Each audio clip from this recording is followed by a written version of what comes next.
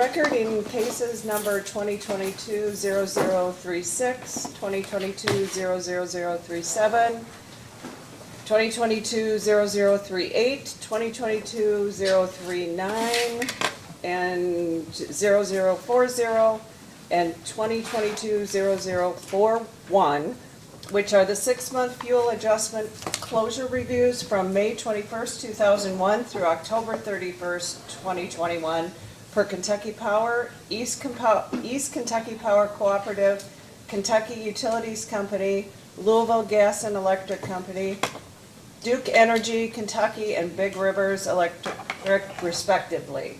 My name is Mary Pat Regan, and I'm the Commissioner on the Public Service Commission, and I'll be presiding today. At this time, I would caution attendees to please turn off your cellular phones, silent mode, or turn them off completely. Also, I think we have someone who dialed in, if they could introduce themselves.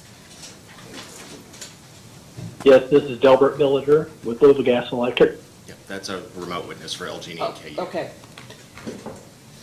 The 6-month reviews require the PSC to examine the operation of FAC for these companies to disallow any improper expenses.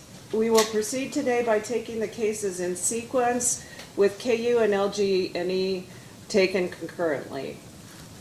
Testimony has been previously given and has been filed into the record along with numerous documents. Any witnesses called to testify today will be subjected to cross-examination by staff and intervenor counsel for the purposes of obtaining additional information or clarification of information previously on the record. So first, I'll start with case number 2022-00036, Kentucky Power Company. Good morning. At this time, we will have the entry of appearance of counsel. Excuse me, may the witnesses come up? Yeah. And while they're assembling, my name is Mark Overstreet. I'm with the law firm of Stites and Harbison, 421 West Main Street, Frankfort, Kentucky, and I am outside counsel for Kentucky Power Company.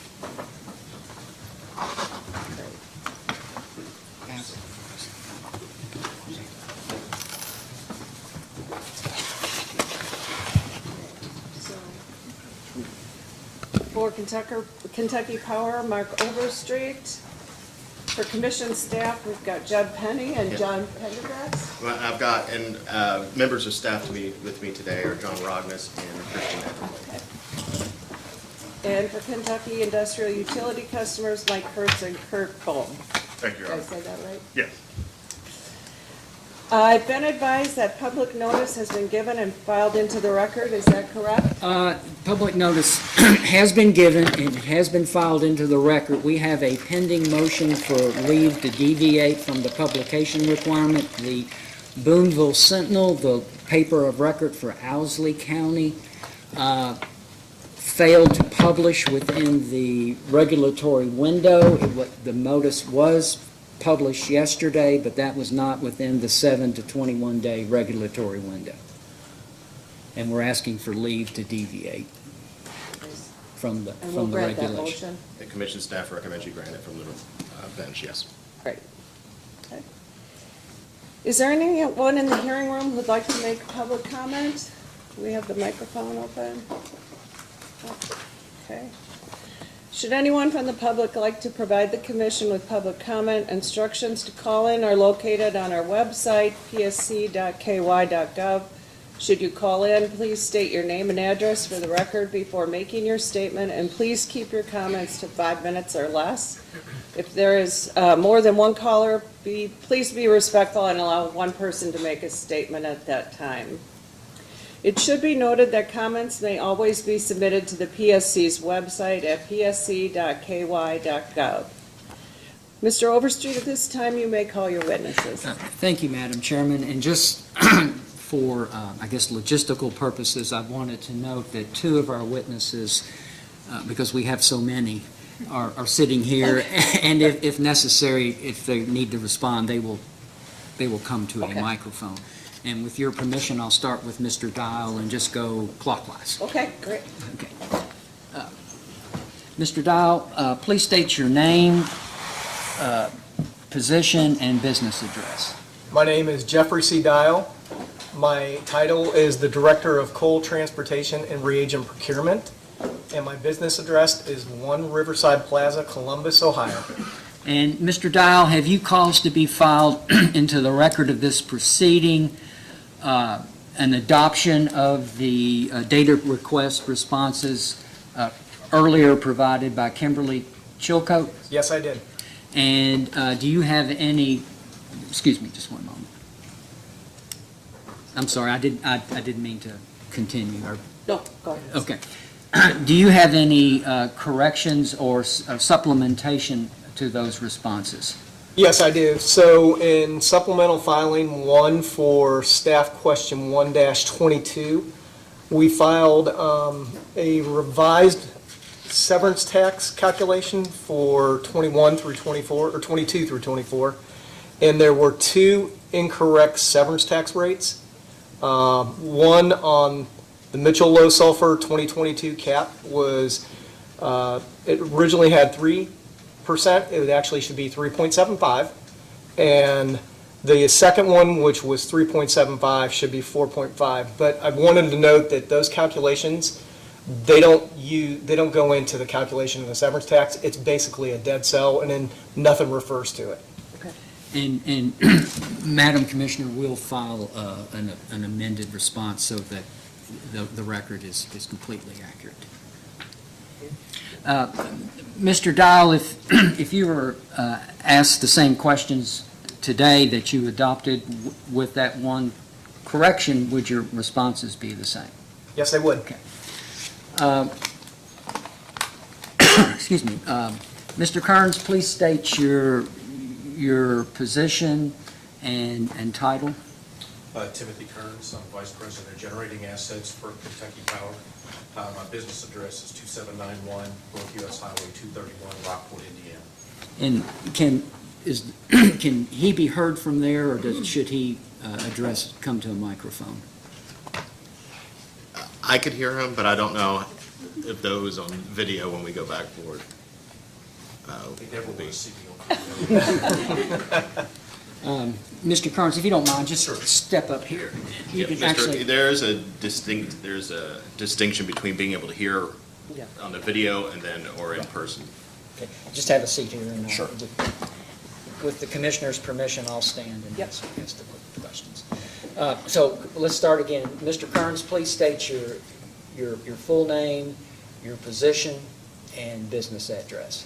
Sure. I'm Timothy Kearns, Vice President of Generating Assets for Kentucky Power.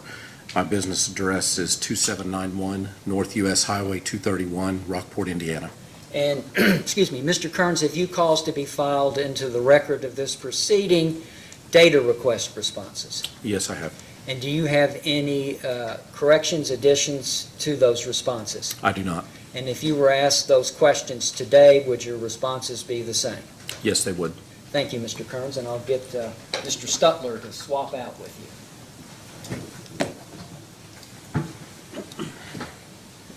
Mr. Stutler, please state your name, position, and business address. My name is Clint Stutler. I'm the manager of natural gas and fuel oil procurement. My business address is 1 Riverside Plaza, Columbus, Ohio. And, excuse me, Mr. Stutler, have you caused to be filed into the record of this proceeding data request responses? Yes, And do you have any corrections or supplementations to those responses? I do not. And if you were asked those questions today, would your responses be the same? Yes, they would. And I'll reclaim my seat. Mr. Siegel, please state your name, your position, and business address. My name is Jason Stiegel. I'm the manager of regulatory pricing and analysis, and my business address is 1 Riverside Plaza, Columbus, Ohio. And Mr. Siegel, did you cause to be filed into the record of this proceeding data request responses? Yes, I did. And do you have any corrections or additions to those responses? No, I do not. And if you were asked those same questions today, would your responses be the same? Yes, they would. Thank you. Mr. Bishop, please state your name, position, and business address for the record. My name is Scott Bishop. I'm a regulatory consultant senior for Kentucky Power. My business address is 1645 Winchester Avenue, Ashland, Kentucky. And, excuse me, Mr. Bishop, would you please confirm that you have filed data request responses? Yes, I have filed data request response. And do you have any corrections or additions to those responses? No, I do not. And if you were asked those same questions today, would your responses be the same? Yes, they would. And Mr. Massey, please state your name, position, and business address. Yes, my name is Paul Massey, Big Sandy Plant Manager. My business address is 23,000 US Highway 23, Louisa, Kentucky. And Mr. Massey, did you cause to be filed into the record responses to data requests? Yes, I did. And do you have any additions or corrections to those responses? No, I do not. And if asked those same questions today, would your responses be the same? Yes, they would. Finally, Mr. Rosenberger, did you cause, please state your name, position, and business address. Douglas Rosenberger, Mitchell Plant Manager, and his address is 8999 Energy Road, Moundsville, West Virginia. And did you cause to be filed into the record data request responses? Yes, I did. And do you have any corrections to those? No, I do not. And do you have any additions to those? No, I do not. And if asked those same questions, would your responses be the same? Yes, they would. Thank you.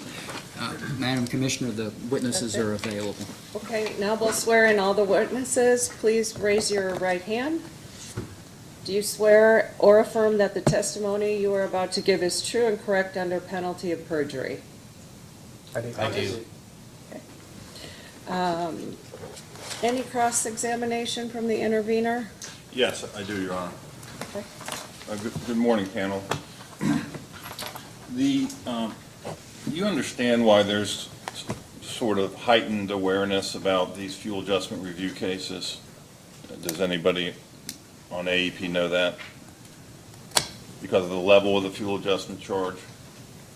Okay, let me back up.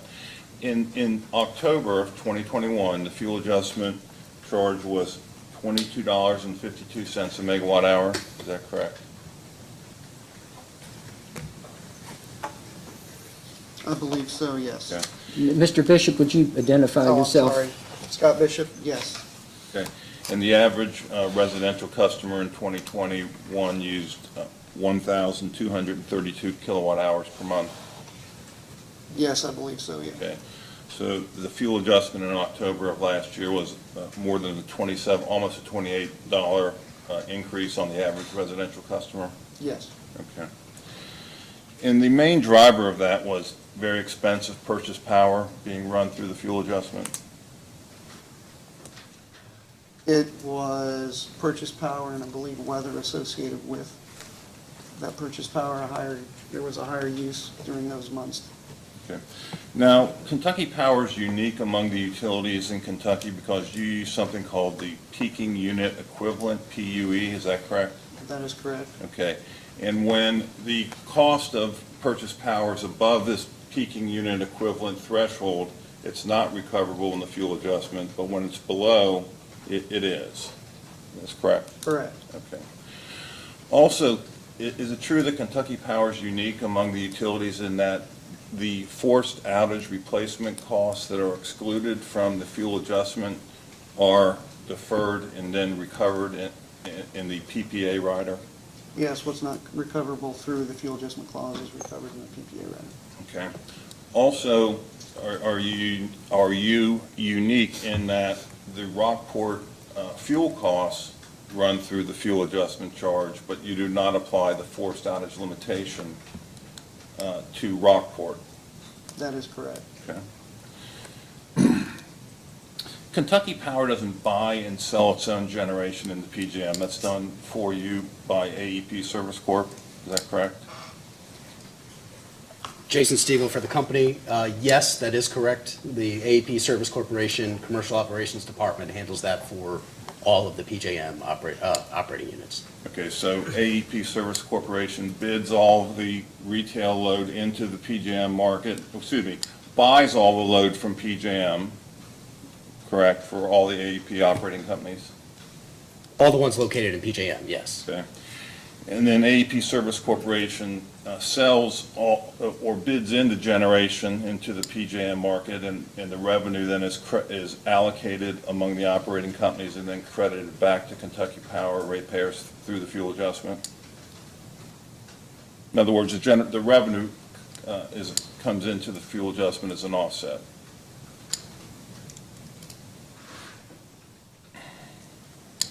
So the units are offered in and picked up by PJM. The revenues do go to the company based on their ownership percentage or their allotment percentage for individual generating units. As far as how it's recovered through the FAC, I would have to defer maybe to Mr. Bishop.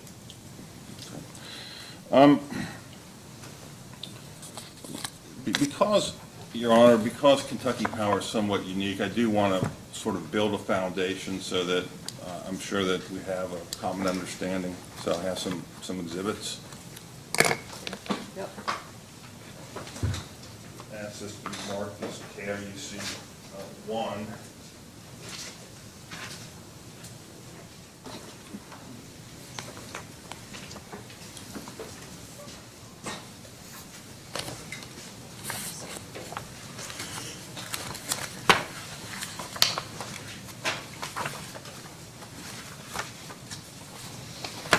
Okay, we can skip pages 1, 2, and 3 of this, which is just the fuel adjustment regulation. But the peaking unit equivalent methodology was approved by the commission in 2002 for Kentucky Power, is that correct?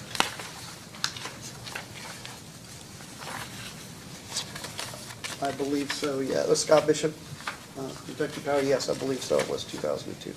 Okay, and the Excuse me, reason... Mr. Kurtz. Mr. Bishop, you can refer to page 4 of the handout.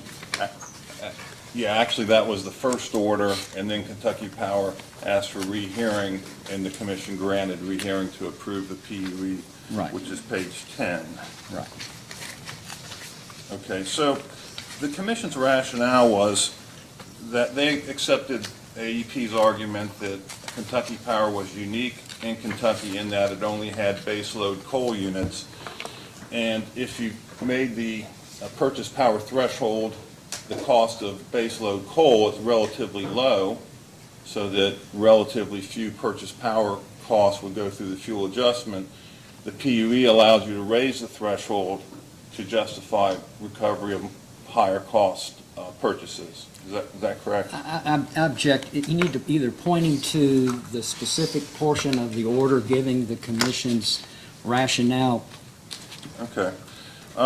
Page 12 of the handout, the commission recognizes AEP is unique among Kentucky generators as it operates only baseload coal units.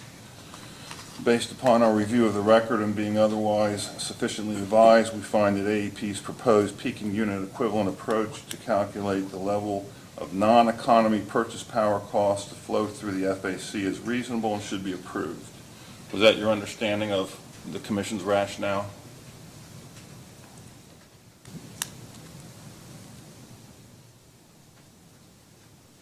This is Scott Bishop for Kentucky Power. Yes, it is my understanding. And then on page 11 of the handout, footnote 3, the commission described AEP's proposal to use a General Electric simple cycle CT with a heat rate of 10,800 in the summer and 10,400 in the non-summer is the appropriate unit to use as this hypothetical proxy unit, correct? That is correct.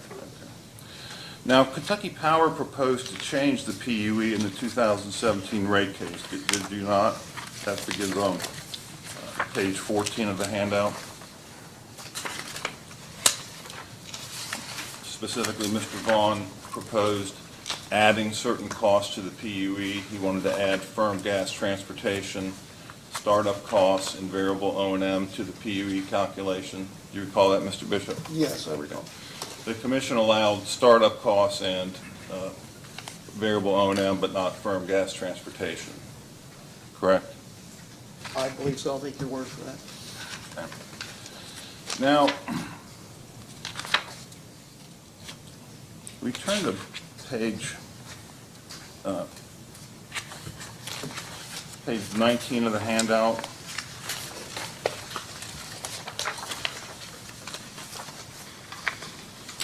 Line 3 of Mr. Vaughn's testimony. Mr. Bishop, could you just read what his rationale for why those three items should be included in the PUE?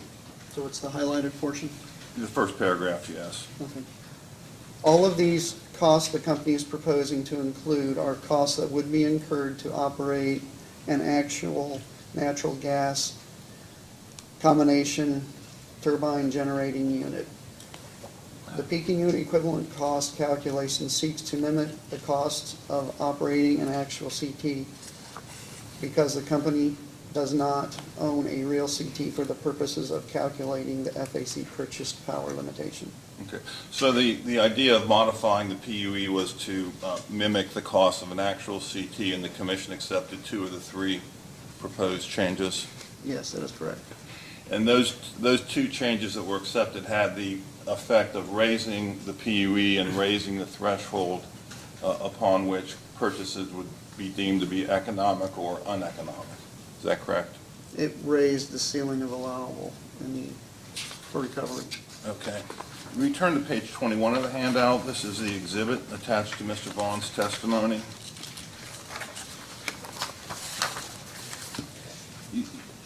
You see the startup cost at $30 a megawatt hour? Yes, I do. Okay.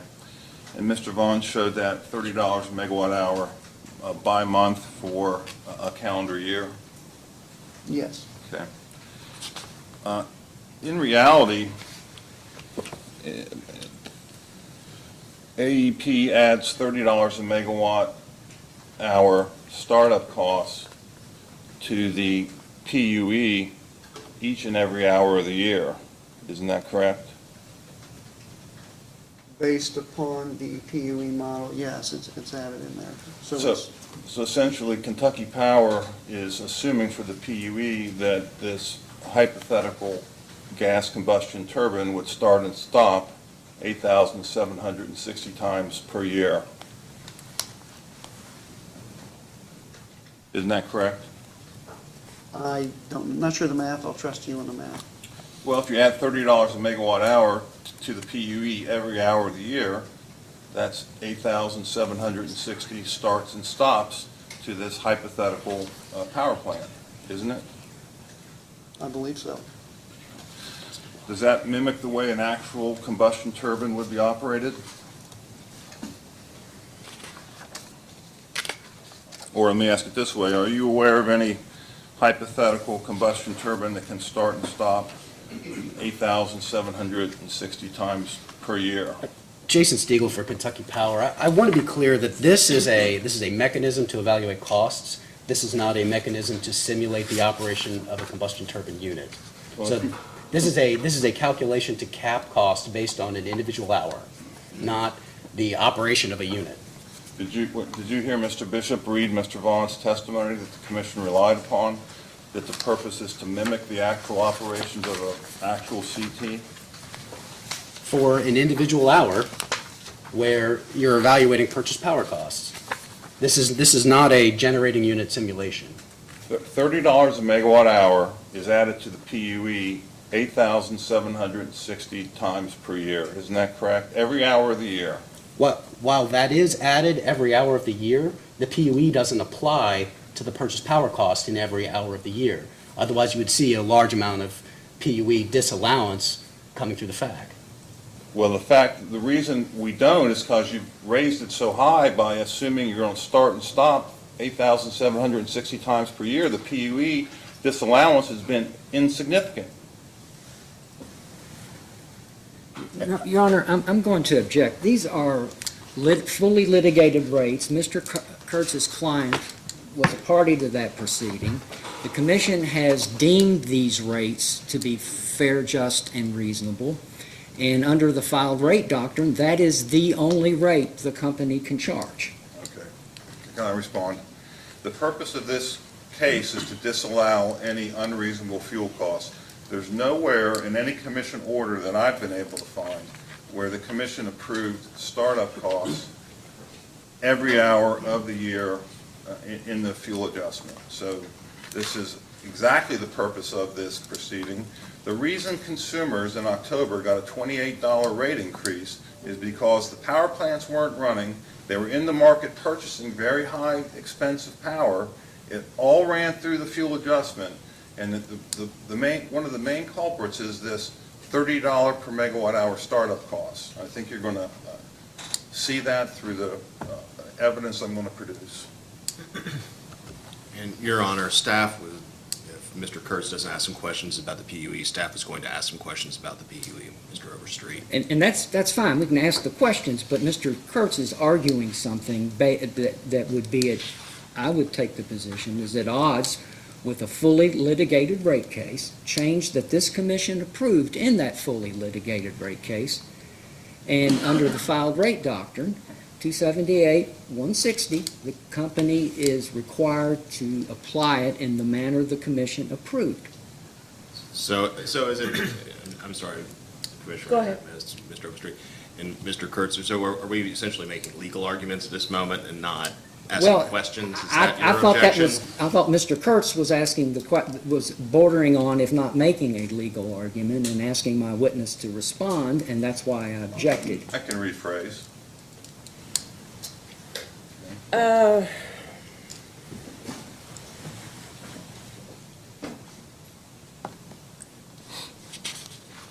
I can move on. I'm going to sustain your objection. Okay, I'll ask a different question. And I'm going to go then back to, you have questions on the PUE? We'll have some follow-up questions along that same vein. Okay. Will you turn to page 24 of the handout? This is where staff asked the company which forced outage replacement dollars are disallowed from the fuel adjustment, but then are then recovered in the purchase power. This was Mr. Bishop.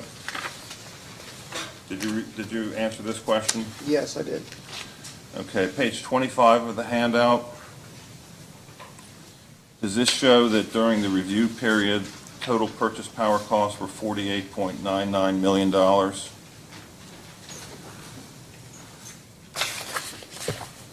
Yes. Okay. The forced outage disallowance amount was $2.399 million, so it's disallowed from the fuel adjustment but picked up in the PPA. Is that correct? That is correct. Okay, and the PUE disallowance for the review period was $196,849, correct? Based on the calculation, yes. So this shows that 99.6% of the purchase power costs were recovered either in the PUE or in the fuel adjustment or in the PPA rider. I haven't done the math, and I'm assuming you're correct.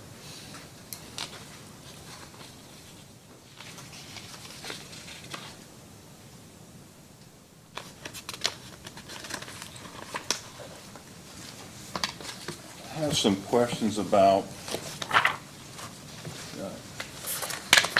who responded to staff's initial data request 1-16?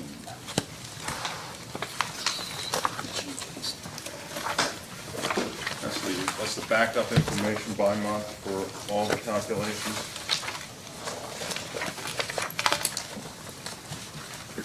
This is Jason Stiegel for Kentucky Power. I sponsored that response.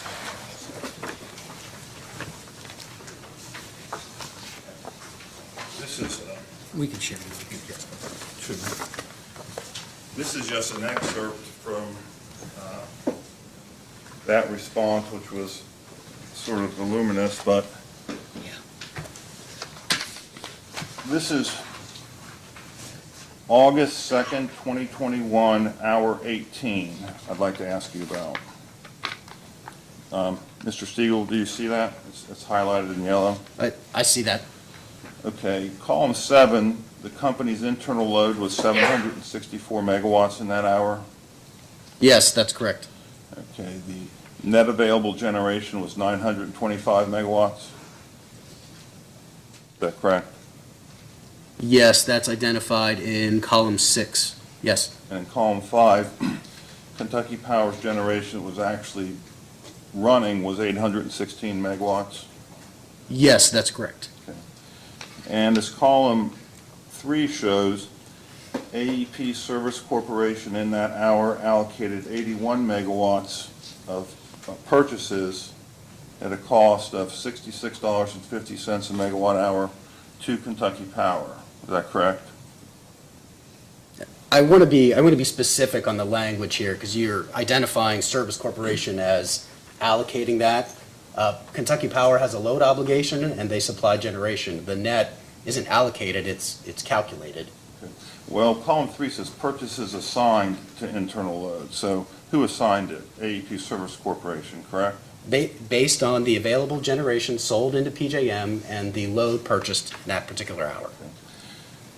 So during that particular hour, AEP Service Corp allocated 81 megawatts or assigned 81 megawatts of purchases at $66.50 a megawatt hour to Kentucky Power ratepayers that was recovered in the fuel adjustment, correct?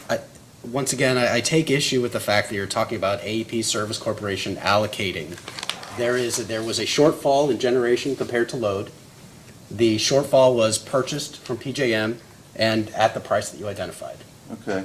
Well, the load was 764. The available generation was 925 megawatts. The actual dispatch generation was 816. There was no shortage in generation. There was. Kentucky Power's power plants were generating more than native load in that hour. This is available, it's not generation that was generated in that particular hour. You're talking about capability of plants that's different than the actual amount of energy generated in that particular hour. What does column 5A mean when it says dispatched generation? Isn't that the power plants that are running? Yes, that's correct. Okay, so the power plants that were running was 816 megawatts, and native load was 764 megawatts.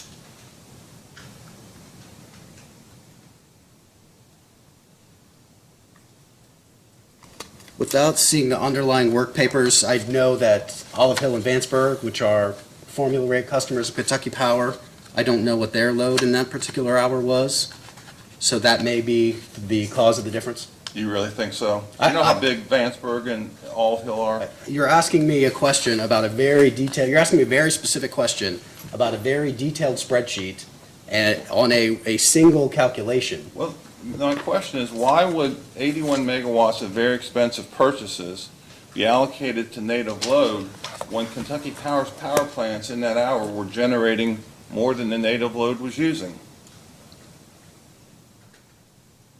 Not based on a paper copy of a very detailed calculation, I can't answer that question here and now. Your Honor, I'm sorry, Mr. Kurtz, we would be willing to provide more detail in a post-hearing data request. Okay. Okay, we turn to the next page of this exhibit. Let's look at that same hour, August 2nd, 2021, hour 18. The first total Kentucky Power purchases 160.16 megawatt hours during the hour, 160.16 megawatts, is that correct? Yes, that's correct. Okay, Kentucky Power doesn't actually purchase, AEP Service Corporation purchases, correct? On their behalf, yes. Okay. And then Kentucky Power purchases allocated to all system sales was 78.76, correct? Yes. Okay, Kentucky Power purchases allocated internal load, there's that 81 megawatts we saw from the prior page, correct? That's correct. Okay. Now, if you move over, you see the $66.50 purchase price that we saw on the prior page, correct? Yes. Okay. In that hour, Big Sandy was running at $54 a megawatt hour. Mitchell 1 was operating at $24.78 a megawatt hour.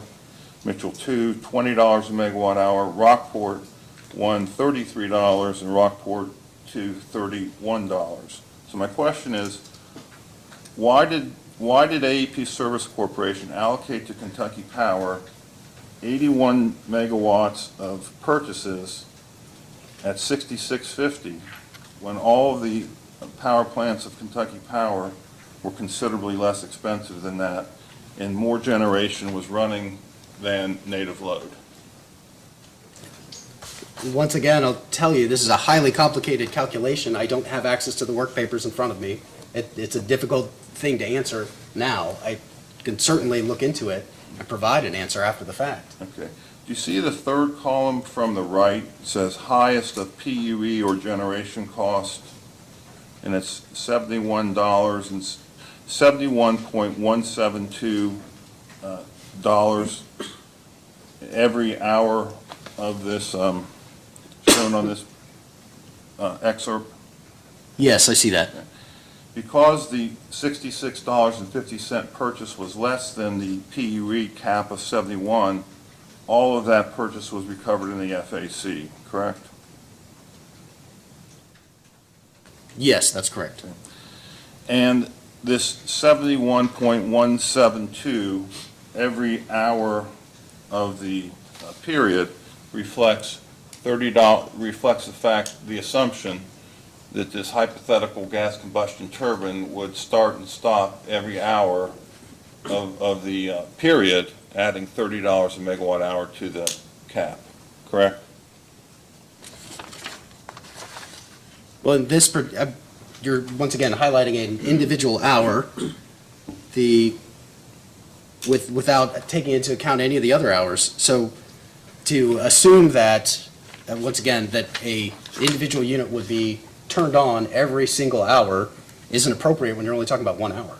Well, I'm looking at every hour on the spreadsheet. It's probably 20 hours, and they all have the same exact PUE, 71.172.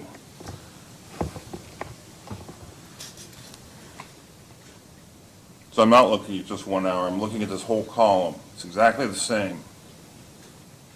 You see that? I see the 71,172. You know how that was calculated?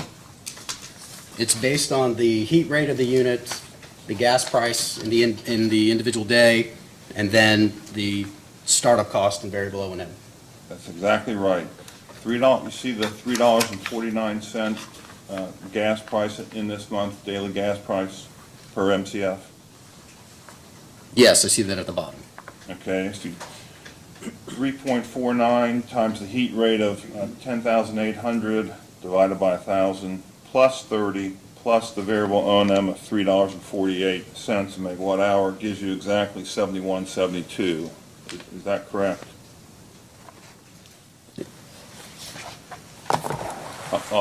You have a calculator, I'll just repeat it.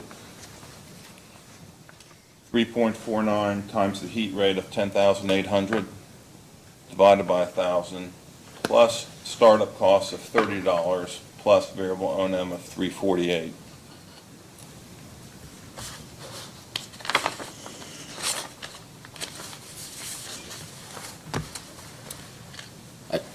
I don't have a calculator, so I'll have to take a look for it.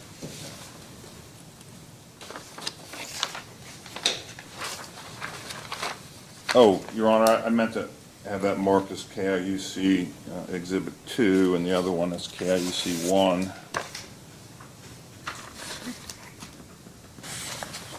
Let me hand you another exhibit.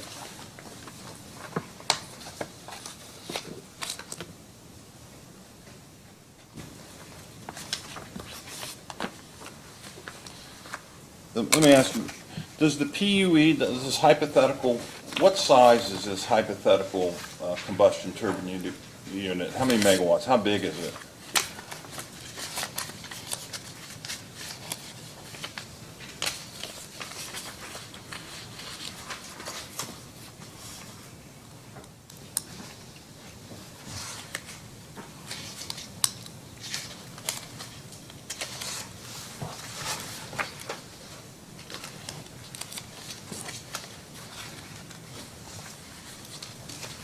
Trick question. You don't have a megawatt size. It's however big it needs to be to cover the purchases. That's your understanding?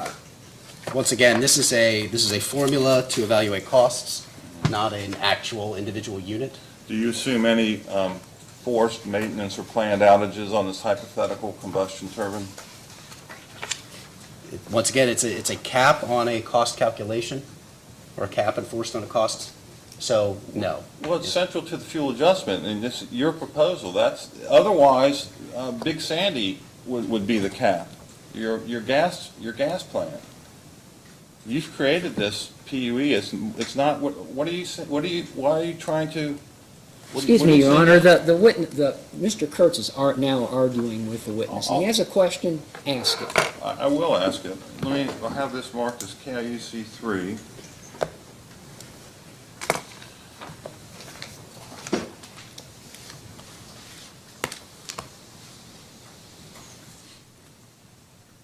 Mr. Overstreet, I've got the footnotes here. This came from 1-16.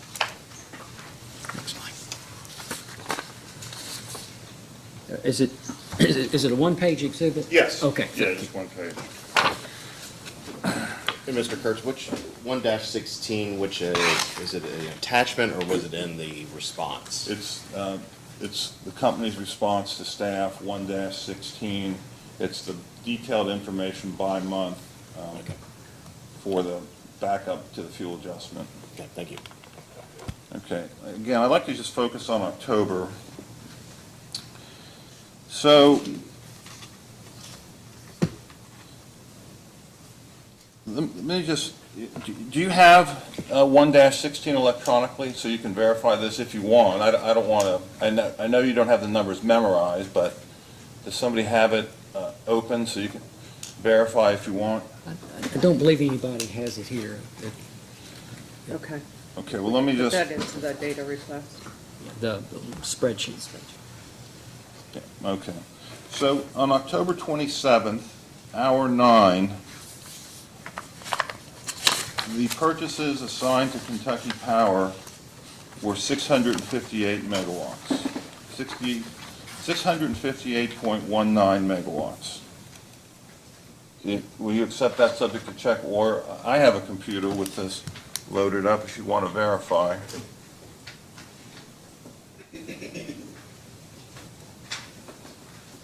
Can you refer me to where on your exhibit you're? Footnote 2, company's response to staff, 1-16, attached monthly hourly purchase allocation worksheet tabs, highest hourly megawatt in cell column I. And is that in the table above, or you're just referring to a specific No, location? it's the 658.19 megawatts Okay. of purchases that were assigned to Kentucky Power on October 27th, hour 9. Okay, I see it. Okay. See where the internal load in the same hour was 670 megawatts?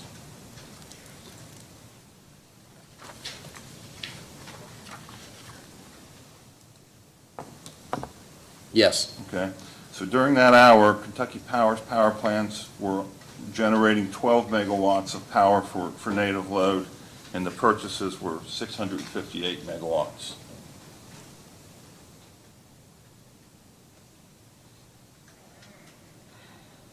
While your math is correct, without looking at the supporting detail, I'm going to have to say this is subject to check. Does that surprise you? Because during October, Rockport 1 didn't run at all, Rockport 2 didn't run at all, and Big Sandy Unit 1 did not run at all. Do you recall that? I would have to rely on our generation witnesses to tell me when the units were in outage. Okay, well, who would that be? Mr. Massey, Mr. Kearns, And Mr. Rosenberg. and Mr. Rosenberg.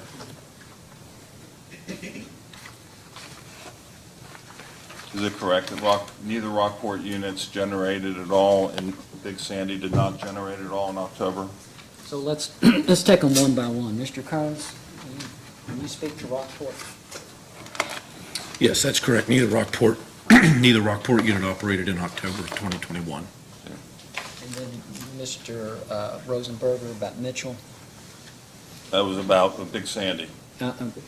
Big Sandy, then that'd be Mr. Massey. Yeah, Paul Massey responding for the company. That is correct. We did not operate during October. And in October, Mitchell 1 had a 10% capacity factor. Doug Rosenberger responding from Kentucky. That is correct. Now, in that hour, the 658 megawatts of purchases, the price was $66.552 per megawatt hour, which was lower than the PUE of $93 a megawatt hour, so the entire purchase was recovered through the fuel adjustment. Is that how that works? Yes, that's how that works.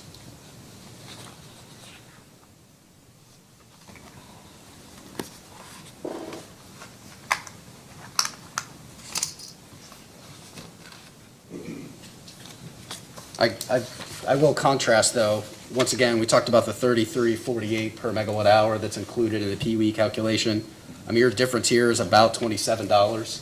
So there's not a large difference just based on the fuel piece of the PUE. Well, that's, the fuel piece of the PUE, the reason the PUE was $93.176 in that hour was because gas prices were high. The heat rate and the variable O&M and the startup cost per hour of $30 a megawatt hour are all fixed. The only thing that changes is the gas price. That's why the PUE is so high. Which is essentially what I was trying to make. Okay. I'll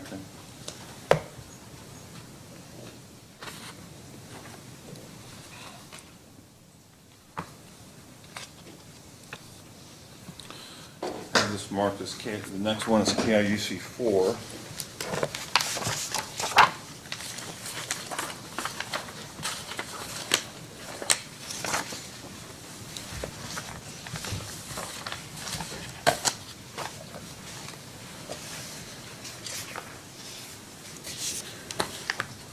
Just a compilation of various data, again, from that infamous 1-16 exhibit.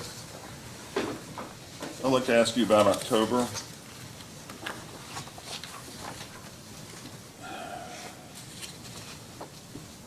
Is it correct that in October, the native load consumption was 385,394 megawatt hours in the month of October?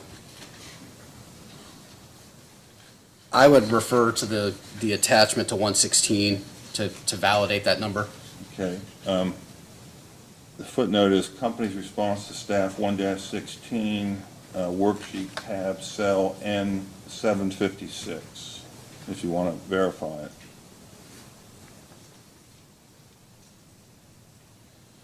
Let me ask you, let me just move on with the question, actually. So in the month of October, native load was 385,000 megawatt hours. The company's generation was 161,000, and you purchased, or AEP Service Corporation assigned purchases of 225,000 megawatt hours to native load, correct?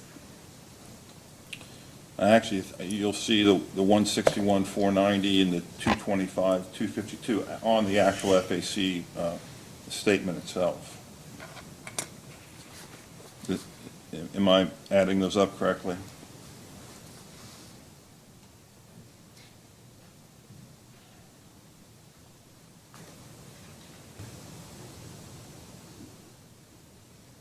And anybody, is that correct, that the native load was 385,000 megawatt hours, the purchases were 160, the generation was 161,000, purchases were 225,000?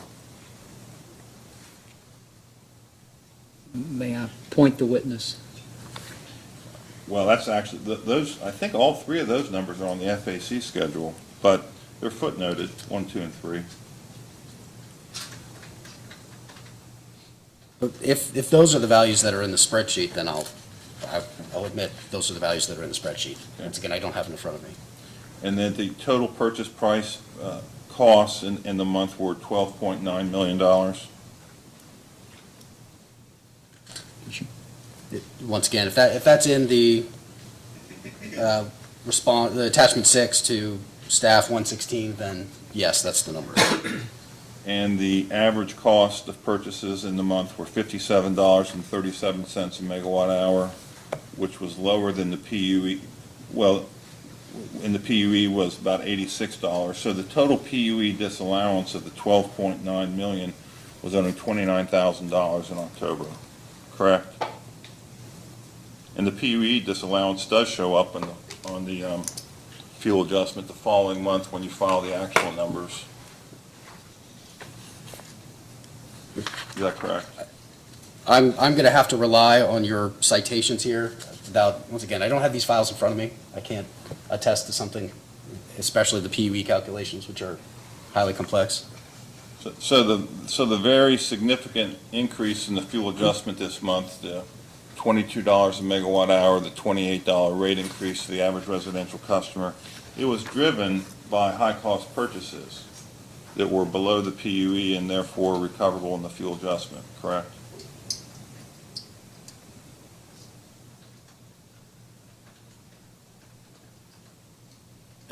Once again, the purchase power is capped at the PUE, aside from forced outages. So if that's the calculation, the 29,765, if that's the calculation in the fact filing, then I will accept that value. Okay.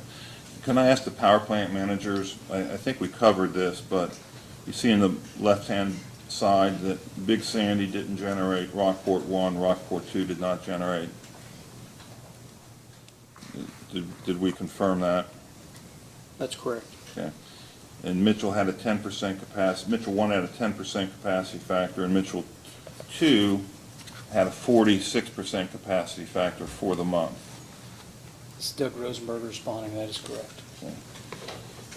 Now, Mitchell 2 had a fuel cost of $20.74 in the month, and Mitchell 1, $30.01. Is Mitchell 1 so high because the capacity factor was so low that that it was on the high cost of the heat rate curve? Normally that unit runs about $24, doesn't it?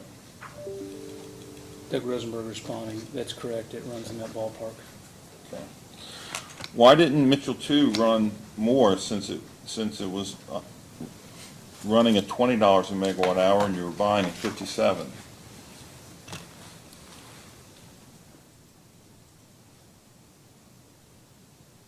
It's Doug Rosenberg responding. The part that I can respond to there is that we did have a maintenance outage toward the end of the month.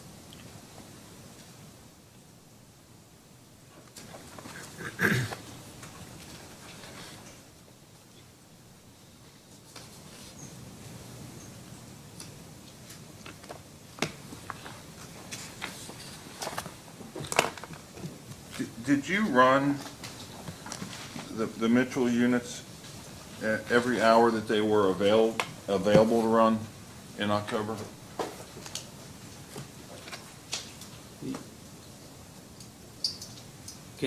What do you mean by run them every time they're available? I'm going to go to that same document by looking at the forced outage response to staff. I'm sorry, Mr. Kurtz, which one are we talking about now? I'm going to hand out a handout, and this will be KIUC 5.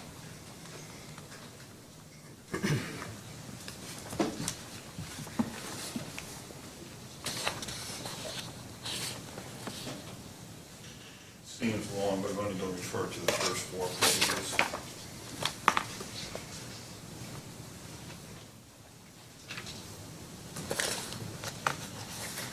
Do you recognize this as the forced outage information that staff requested? Okay.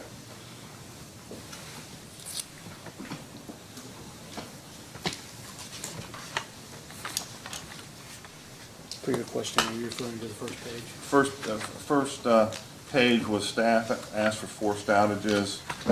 You provided it for Big Sandy, Mitchell 1 and Mitchell 2. Then we asked for the same information on Rockport, which is page 2 of the exhibit. Is that your understanding? Yes, that's my understanding. Maintenance outage, forced outage, and planned outage. That's correct. So those were all the outages? Correct. Okay. Now on page 3. I guess I ought to clarify, unless there was reserve shutdown, which is not in this list. Now what's reserve shutdown? When the unit is not required or in the financially required by PGM to operate. Well, why would you not operate it if it's Mitchell 2 is generating at $20 a megawatt hour and market purchases were in the 50s? I'd have to refer to Jason on this, but at the plant, we get dispatched and told when to start up and shut down. Well, you do, but you bid in your costs, and PJM dispatches the plants based upon the cost that AEP sets. And once again, I would refer to Jason on this because at that part, we don't control at the plant on how it's bid in. I cannot respond to that part. Okay. Well, PJM dispatches every power plant in its footprint, but it dispatches those power plants least cost to most based upon the cost information provided by the generation owners, correct? Based on the offer curves provided by the generation owners, yes. Based upon the cost that the generation owners, you can bid in at higher than your actual cost if you're a generation owner, can't you? There are two offer curves provided to PJM. One is a market-based offer curve, which you have flexibility, and one is a cost-based offer curve, which is highly restricted. Okay. Now, when you were trying to conserve coal in October at Mitchell, is that correct? Did you guys testify in West Virginia in that March hearing? On their ENEC, their version of the fuel adjustment? I wasn't a witness in that case, but I'm aware of it. Okay. Who's the plant man, who's Mitchell? Okay. Were you trying to conserve coal in October? There has been, trying to remember the dates. Perhaps Mr. Dial could respond to Mr. Kurtz's question. And if you can't, if I'm wrong, that's fine. I'm just. I mean, I would have to go back and specifically check. I don't have any of that information right in front of me. You don't remember if you were getting close to that 10-day fuel storage threshold that PJM set where you have to stop running? Well, I see in data request 1-3, as of the end of October, we had 14 days of high sulfur and we had 25 days of low sulfur. Do you know if AEP was conserving coal at Mitchell in October? Again, I would have to go back and check. I don't know that. I don't have any information in front of me to corroborate that. Well, let me ask you to go to page 3 of this forced outage schedule. Now, this is something that I prepared based upon the company's responses, and we just added up all the planned maintenance and forced outages to see how many hours each plant was off in the month of October. Big Sandy was off all 744 hours, and we've already established it had a 0% capacity factor, so that equates, correct? That is correct. Rockport 1 and Rockport 2 were out 744 hours of the month, every hour of the month, correct? Yes, that's correct. Okay, and Mitchell had a series of forced, planned, and scheduled outages, and it was out 629 hours during the month. Yes, Doug Rosenberg responding, that is correct. Okay.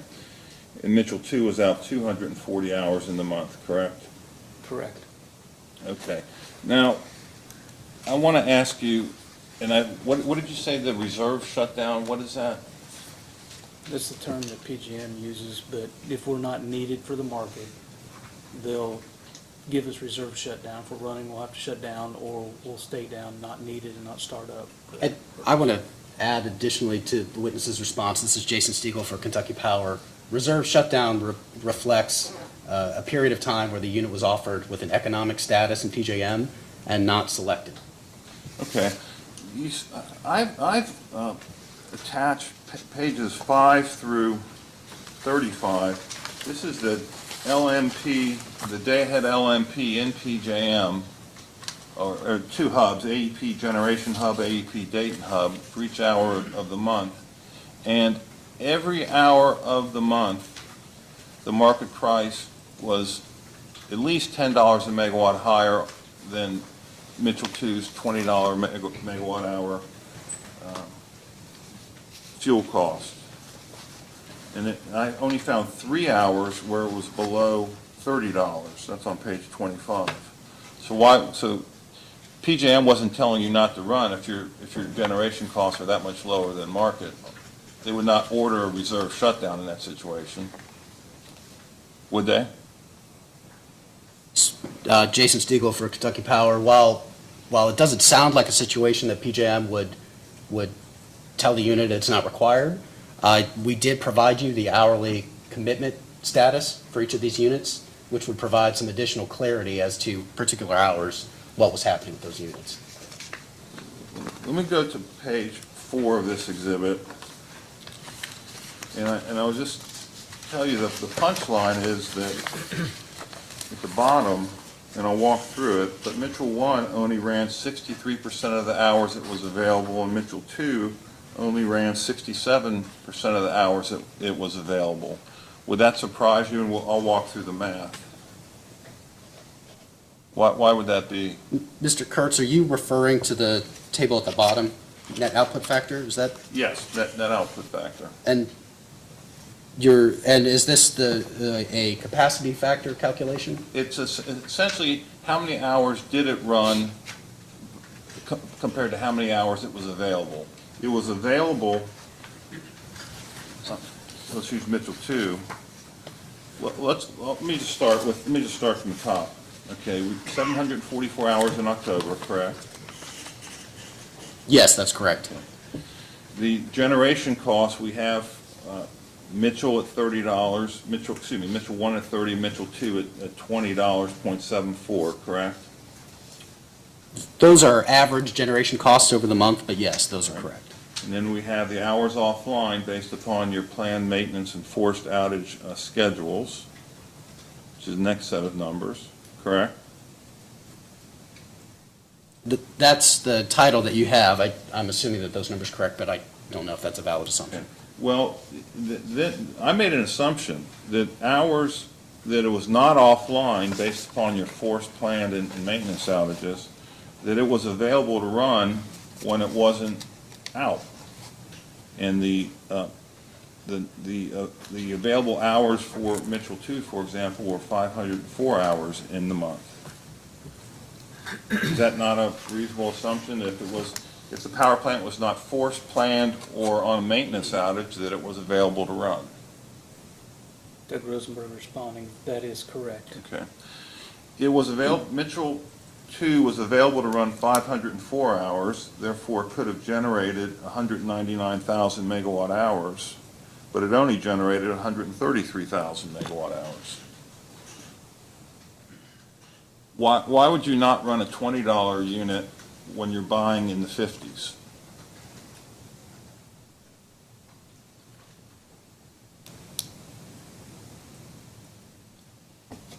So I think your question needs to be, why would PJM not dispatch a unit? And that's not a question I can answer with the information that you've provided. Okay, PJM dispatches based upon the cost bid in by AEP Service Corp, correct? And the needs of PJM in that particular hour, yes. Do you think PJM would not run a $20 unit if LMP is higher than, at least $10 a megawatt hour higher than 20 every hour of the month? Are you referring to an hour where the unit was offline and would have needed to be started? Because startup costs would figure into that decision if the unit's offline. Okay. Well, I'm just trying to understand why AEP left 66,000 megawatt hours of Mitchell 2 on the table, so to speak. Your Honor, Mr. Kurtz has been testifying, and I've allowed him some leeway in this proceeding, but what we've seen here in these last 3 or maybe 4 exhibits are, and this is no aspersion towards Mr. Kurtz, but these are documents that Mr. Kurtz has prepared. He has footnoted them, but the witnesses have no ability to, as we sit here, to confirm or deny the information provided. And as Mr. Stiegel has testified, there's a lot of factors that go into whether PJM dispatches the unit. And he said, Mr. Stiegel said that based on what's in front of him right now, he can't respond to it. And now Mr. Kurtz is arguing with him. I guess I'm asking something that's central to the fuel adjustment reasonableness question. Customers are paying hundreds of millions of dollars for the fixed costs of Rockport, Big Sandy, and Mitchell. Now, they're entitled to the output of those power plants.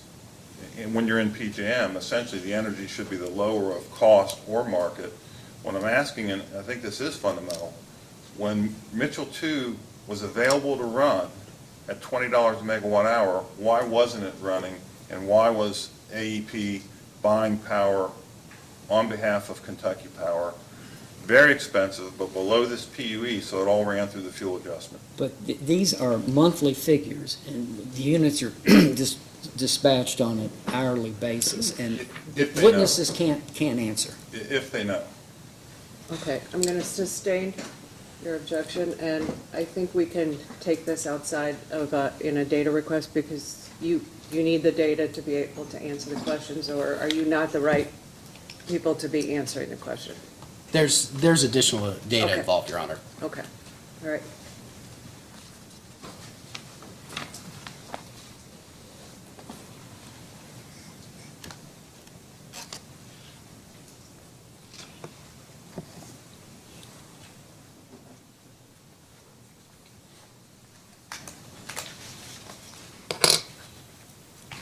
I think this is KIUC 6.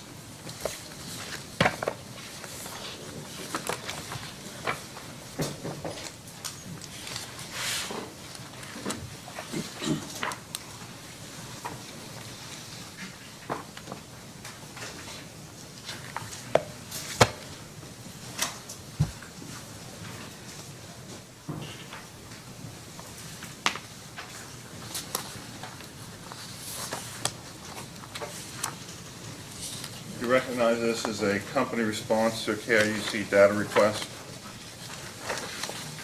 The first page, first two pages, Mr. Stiegel. Yes, that's correct. Okay, we asked in E, please explain why the PUE methodology should remain in effect given that Big Sandy 1 is gas-fired. In your answer, can you read your answer on page 2? Sure. Big Sandy Unit 1 is not a combustion gas-fired combustion gas-fired unit. It is a combined cycle unit, and the PUE calculation was designed as a proxy mechanism for a higher cost peaking unit natural gas combustion turbine. Do you recognize that Big Sandy is not a combined cycle? It's a steam turbine. I would have to defer to one of our generation witnesses to know the exact configuration. Yeah, Paul Massey speaking for the company, that's correct. So it's not a combined cycle? Correct. Okay. Do you recall the case where the company came in and asked the commission for permission to convert Big Sandy Unit 1 from coal to natural gas? I generally recall it, but I didn't offer any testimony in that case associated with that conversion. Okay. Page 3 of the exhibit is really just the first page of Robert L. Walton on behalf of Kentucky Power. He was the managing director of projects. Do any of you guys know him? I do not. Well, let me just tell you that the case number is 2013-00430. And Mr. Walton, on page 4 of the exhibit, testified that the expected peaking operation of the converted facility. In other words, he said that once you convert Big Sandy 1 from coal to gas, it would essentially be a peaking unit. I'm not an expert in the configuration of units, but I think you're misconstruing what he's saying. He doesn't call it a peaking unit. You see where he says, due to the fluctuating natural gas requirements associated with the expected peaking operation of the converted facility? I read that to mean operation during peak hours in the market, not operating as a peaker. Okay.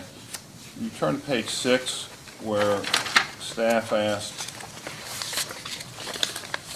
at the bottom of page 8 and continuing on page 9, Scott Weaver's direct testimony, he discusses the gas needs of Unit 1 when it is operating primarily as a peaking unit. And then you go on and answer those questions. So would that indicate to you that staff thought it was going to be operated as a peaking unit? I object. Nobody can testify as what staff meant To staff. 8 years ago. Okay. Will you turn to page 8 of the exhibit?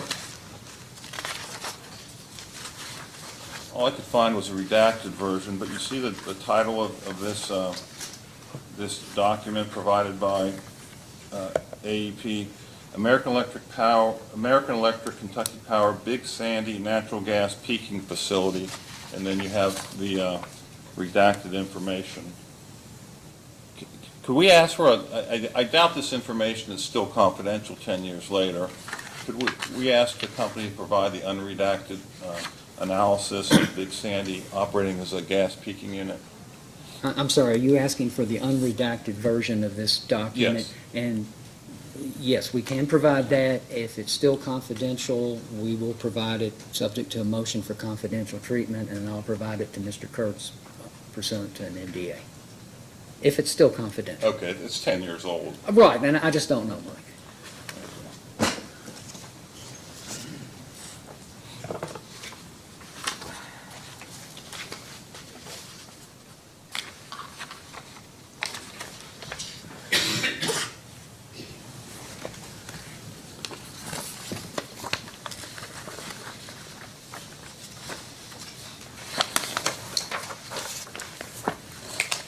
I want to ask you about startup costs.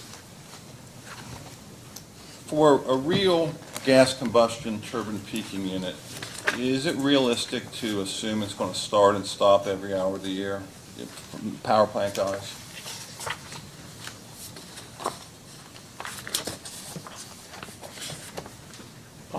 Paul Massey speaking for the company. Can you repeat that question, please? Is it reasonable to assume that a gas combustion turbine peaking unit would start and stop 8,760 times per year? No. Okay. What it would be sort of an average runtime over an annual period for a combustion turbine, based upon your experience? I do not have the answer to that. I would have to do research. You guys own a gas peaking plant, Credo, is that how you pronounce it in West Virginia? Appalachian Power. Appalachian does. You know that there's several gas combustion turbine peaking units in Kentucky. I assume so. You aware of that? One would be Trimble County simple cycle combustion turbines. Take your word for it. Okay. Also, East Kentucky has 3 bluegrass units that are simple cycle combustion turbines. Would those be reasonable proxies to see what the minimum runtime is, or sort of the average runtime for those units? I cannot answer that. I don't know if they would be or not. Okay. Okay. Thank you, Your Honor. No more questions. Mr. Kurtz. Staff, do you have questions? Any cross-examination? Yes, Your Honor, a few questions. I need to find my questions underneath all of KIUC's exhibits, if you could give me a second.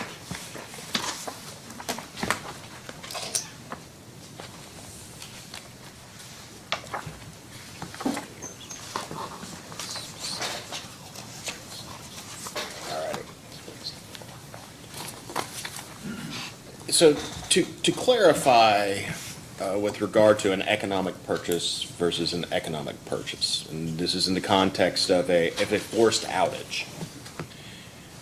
When there's a forced outage and Kentucky Power has to purchase power to replace the lost generation, anything that any of the purchase power costs that are over the PUE is deemed a non-economic purchase, correct? So I want to be clear, the forced outage calculation is separate from the PUE. I think the disallowance for forced outages is based on the average fuel cost of the company's internal units, not the PUE. So meaning you're dealing with, you're using fuel cost based on the Mitchell and Big Sandy units, not the PUE. Okay, so explain to me how that is calculated then when you're looking at the cost for a forced outage. So my understanding, and this should be reflected in the calculation, if, let's hypothetically say that you have a $30 Mitchell 1 unit that goes into a forced outage. If you purchase power at $25, you get recovery of those $25. The 25 is less than the 30. If you purchase power at $35, $5 of that power would be disallowed because that's above the cost of the unit that was in outage. Okay. And so in that situation, that non-economic purchase, that's not recovered through the FAC, correct?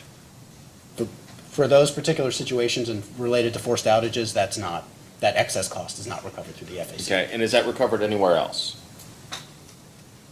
I'm going to defer to. This is Scott Bishop for the company. It is recovered through the PPA rider.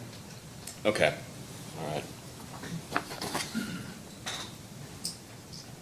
Now, I might be coming back to a few questions with that, but just, in general, has Kentucky Power encountered any difficulties, supply constraints, equipment constraints related to COVID-19? And, provide some of those problems in detail, please.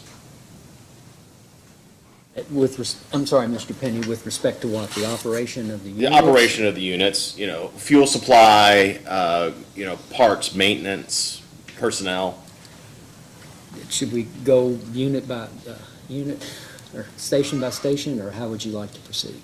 Well, I think that we'll start with Mitchell. Okay. Mr. Rosenberger? Doug Rosenberger responding on behalf of the company. Personnel-wise, we've had no constraints. From an equipment standpoint, we haven't had anything that's kept us out of service because of it, but we have had delivery problems on equipment we need. So we have had some there, but it has not resulted in a longer outage of any kind so far.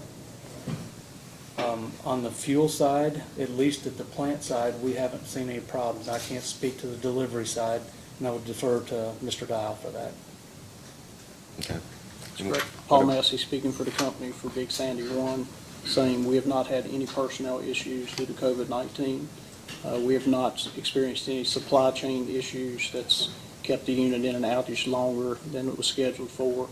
We have seen supply chain slow down, as Doug said, for needed things, but it has not impacted our ability to run.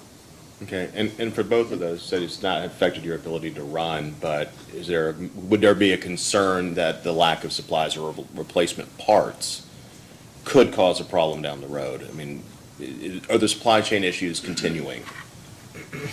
Doug Rosenberg responding again, and the answer is yes. The supply chain issues are continuing for parts and equipment we need. And so far, we at Mitchell aren't seeing signs that it's getting better. Yeah. Paul Massey responding for the company. We see the same at Big Sandy. Okay, all right, thank you. I don't need to know about Rockport for that. I'm sorry, you said you do or don't need? I do not. Okay. Thank you. Do you want me to address, this is Jeff Dial for the company. Do you want me to address the coal supply? Yes, please. So back in 2020, when COVID hit, generation demand went down quite a bit. A lot of companies actually laid off workers. They closed down production, and then when the generation increased in the back half of 21, beginning probably July, August, September of 21, they were unable to answer the supply demand at that point in time. Okay, and then, because I'll have a few questions about, fuel supply procurement and the like, that difficulty doing so. So the problems you were speaking of, where the suppliers couldn't meet up with the demand, did that affect the running of the units or the dispatch of the units of Mitchell at the time? Again, I'd have to go back and look at the specifics of each month. I don't have that information right in front of me. Okay. All right. You make a note of that for poster and data request. And so, Talking about the fuel procurement practices and the like of that, pre-pandemic, I think that there's basically going to be a pre-pandemic and a post-pandemic in almost anything we do, regardless of whether it's fuel procurement or even the way people drive on the road. But has Kentucky Power seen a change in its relationships with its suppliers? It's more of a holistic question or a philosophical question, but have they seen any change in the ability for a spot purchase to call up, a particular provider? You could always call it for a spot purchase, and all of a sudden you can't, call them up again or issue that spot purchase, or even some concerns with what would have been a pretty reliable supplier not seeing that reliability as much. So Jeff Dial answering for the company. Yes, we have. We still have really good relationships with our suppliers, but really what's dictating is where the highest dollar is now. And a lot of those folks are exporting the product to other nations. Okay. And so I assume that if you have fuel under contract, long-term contract, those contracts are being met. But is the concern going forward, once those contracts expire and you have to renegotiate contracts, or are you looking at new contracts, long-term contracts? Yes, we are. And we're looking at multiple year terms. So, in the past, we've more concentrated on kind of spot purchases, but with the change of the economy and the direction, we're going to more of a contract, maybe a 3 to 5 year, because of the situation. Okay. And that's what I was getting at, whether the nature, not just your relationship with the suppliers, but the contracting versus spot philosophy was changing to meet that. And I assume that that's not just for Mitchell, but AEP writ large. That's across the board to all OPCOs, yes. Okay. All right. And in the I guess, either negotiations or not the negotiations, but the RFPs that have been issued or the like of that, have you had any difficulties getting takers on those contracts for such a long term? In some cases, yes, depending on the basin it's coming from. We didn't get, and I think you'll see that as in our response to the September RFP, we didn't get a lot of responses. So after we didn't get a lot of responses, we started negotiating with a lot of the suppliers after the RFP to obtain additional supplies. And so with regard to the suppliers, is it a cost problem or a supply problem or both? Both. I mean, the export market is so much better than the local, but are they not investing in additional capacity? I'd say it's a lot of different things. A lot of it's being driven by the lack of qualified employees. They can't find labor. And that's not just to the coal suppliers, that's on the transportation side as well. We're having severe transportation constraints right now because the railroads cannot hire additional crews. So it's not only the parts, it's the labor, it's, maybe not having the reserve base. I don't think it's a cost. I think it's more of all of these things together. I can't point out just the one thing.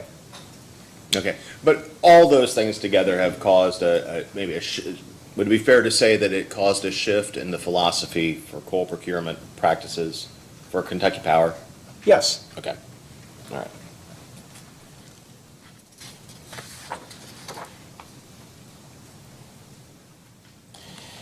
And this is something that's a little bit relevant, probably because it's in the minds of Kentuckians. But with regard to Kentucky Power's generating stations, are they fairly above flood lines?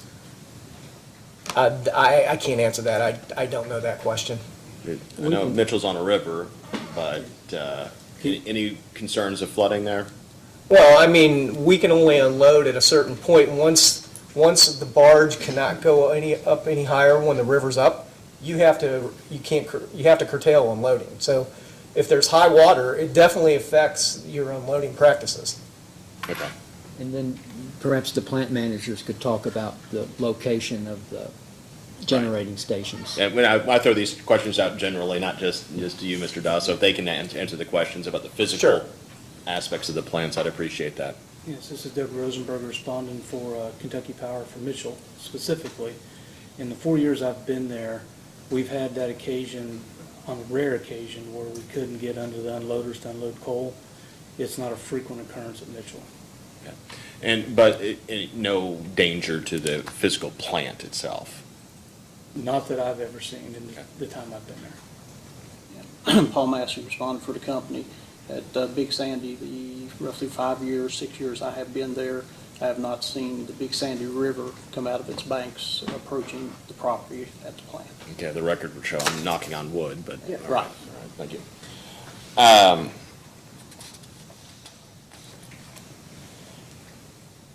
So, I'm referring to Kentucky Power's response to staff's first request, item 3 here, where it indicated that that Kentucky Power was not able to meet the Mitchell low sulfur target coal inventory. I think the target's 30 days, the inventory was 25. What are the current state of coal inventory for low and high sulfur at Mitchell? Have they been able to meet target or sustain target? It's the same targets, but I took this information as of 7/26. The high sulfur has 23 days available. This is 7/26/22. Yeah. And 186 of low sulfur, which is 35 days.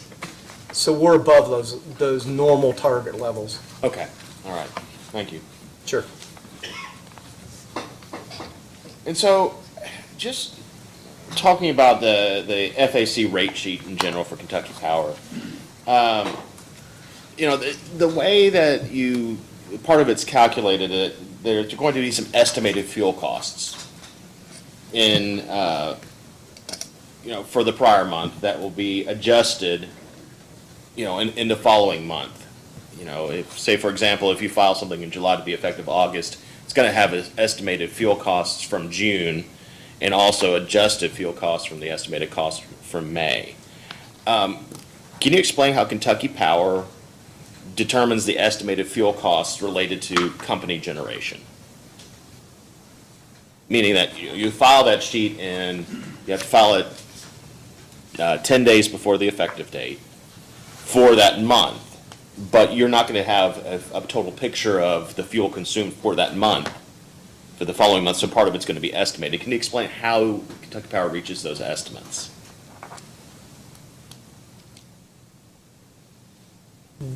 That's probably better answered by one of our accounting folks. Okay. And we do not have an accounting witness. No problem. I'm happy to write up some post-hearing data requests. No big deal. Thank you.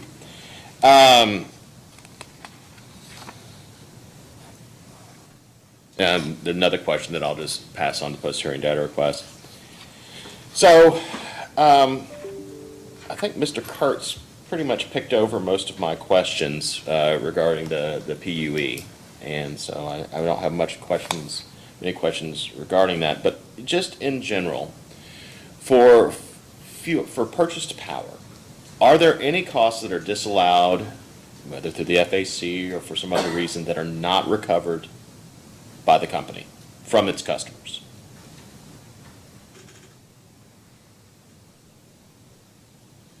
This is Scott Bishop answering for the company. I don't believe so. Whatever is disallowed through the fuel adjustment clause does get rolled into the PPA, so I believe all those costs get rolled in. Okay, and so the PPA, that is can you explain how that works, just, from an accounting basis, and remembering I'm going to steal a line from Mr. Overstreet. I went to law school because I was told there was no math. So if you could, how does that function if something's not recovered through the FAC, but it is then recovered through the PPA? Can you just talk to me about the functioning of that? I'm not as familiar with the PPA Okay. calculation, but I do know that the fuel costs that get deferred are added up on an annual basis, and the PPA gets changed once a year, so that. Okay. And is that a rider on the bill, or is that just an adjustment to base rates? There's asked me about a customer bill, it is a rider and should be on the customer's bill. And so so everything that's not recovered through the FAC's bundled up, and December of the year, whatever month it is, they're filed, and then the next month, there's an adjustment for the year going forward? Yes. It's actually August when it gets filed. Okay, all right. Mr. Penny, can I just interrupt you for 1 second? Did you mean that the forced outage disallowance from the fuel adjustment gets recovered in the PPA, which it does? Are you saying that the PUE disallowance also gets recovered in the PPA?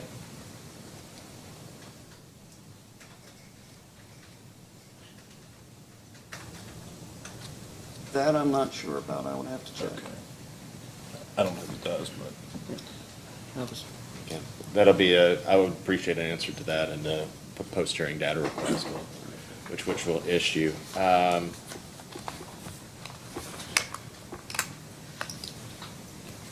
And then,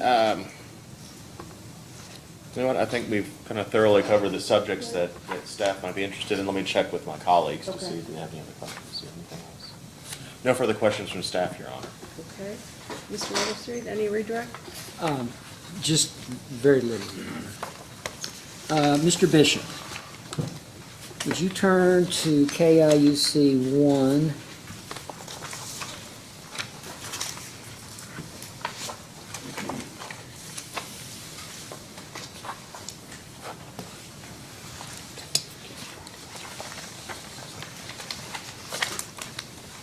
Page 12. I have it. And that is the commission's October 3, 2002 order in case number 2000-495-B. Do you have that in front of you? Yes, I did. And Mr. Kurtz asked you to read the highlighted portions of that paragraph. Do you remember that? Yes, I did. Could you read the unhighlighted portions of that paragraph, Starting with our interpretation. please? Okay. Our interpretation of Administrative Regulation 807 KAR 5:056, as set forth in our order on May 2nd, 2002, permits AEP to recover a lesser portion of the cost of purchased power than other utilities that operate higher cost gas-fired peaking generators. This result could occur even if the supplier and source of supply are the same. This anomaly requires us to consider the use of AEP's proposed proxy mechanism. Okay. And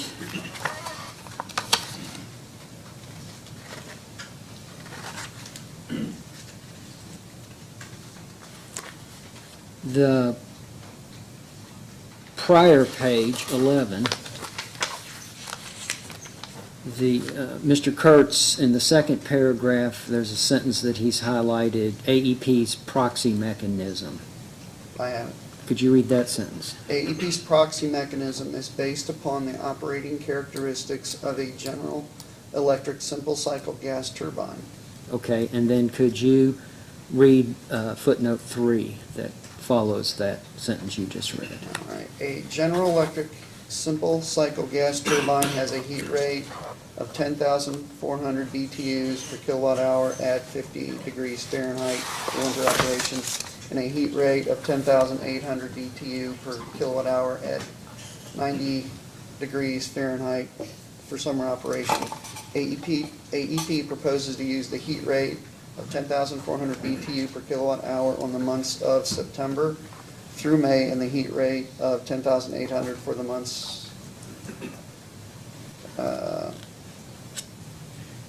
10,800 for the months of 10,000 BTU per kilowatt hour for the months of June through August. Okay, thank you. And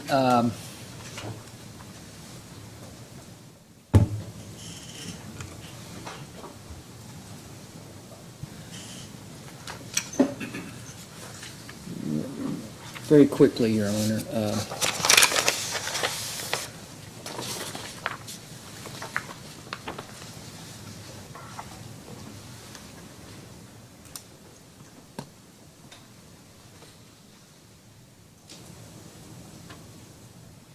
Mr. Stiegel, KIUC 2, Yes. and Mr. Kurtz asked you about, I think it was hour 18, it was the first highlighted row. You remember that? Yes. And he referred to the PUE value of $71.17.2. You see that? Yes. Did that PUE value apply in that hour? No, it did not. Okay, thank you. That's all I have. Any, Blue Cross? I have just one clarification. In your last question, answer, Mr. Siegel, that the $71 PUE cap did apply, but the $66.50 purchase was below, so the whole purchase was recovered, correct? Yes, that's correct. Thank you, Your Honor. Staff? One or two clarifying questions. So in the calculation of the PUE, and I guess I'm kind of like a goldfish, I have like a 15-second memory. So forgive me if sorry, let me repeat it.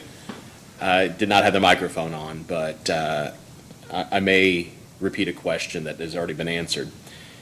Prior to 2017, when the startup costs, I'm using quotes around that, were added to the PUE, the PUE was essentially calculated using a formula, is that correct? It was going to be the gas rate at Columbia Gas City Gate or something like that, times the heat rate depending upon the month and some other little calculation, is that correct?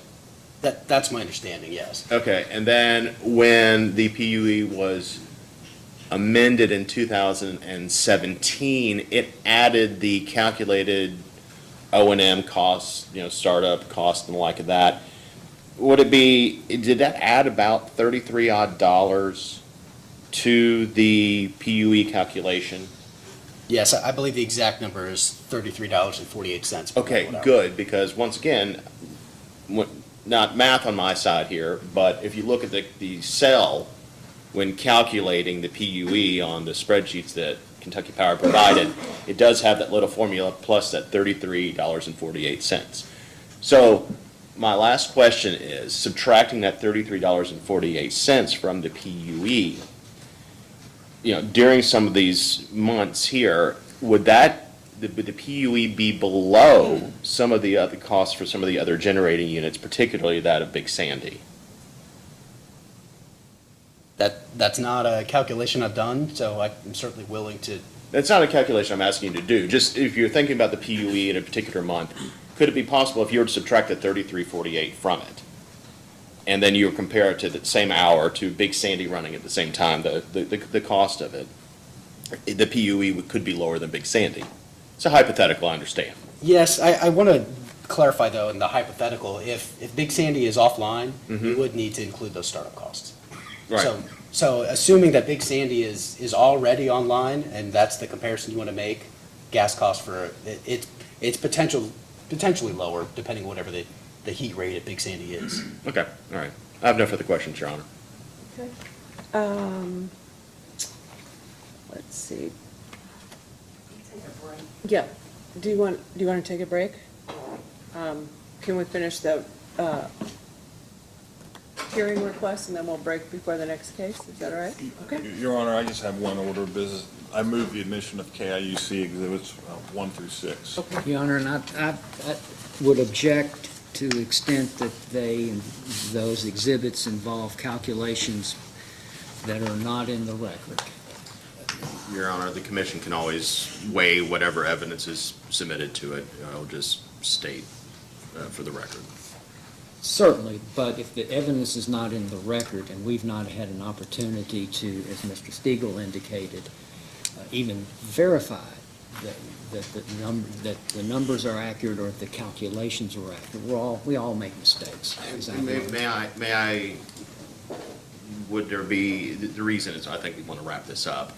Could objections be made perhaps in the form of, in a brief, if we have? I'm sorry, I didn't hear you.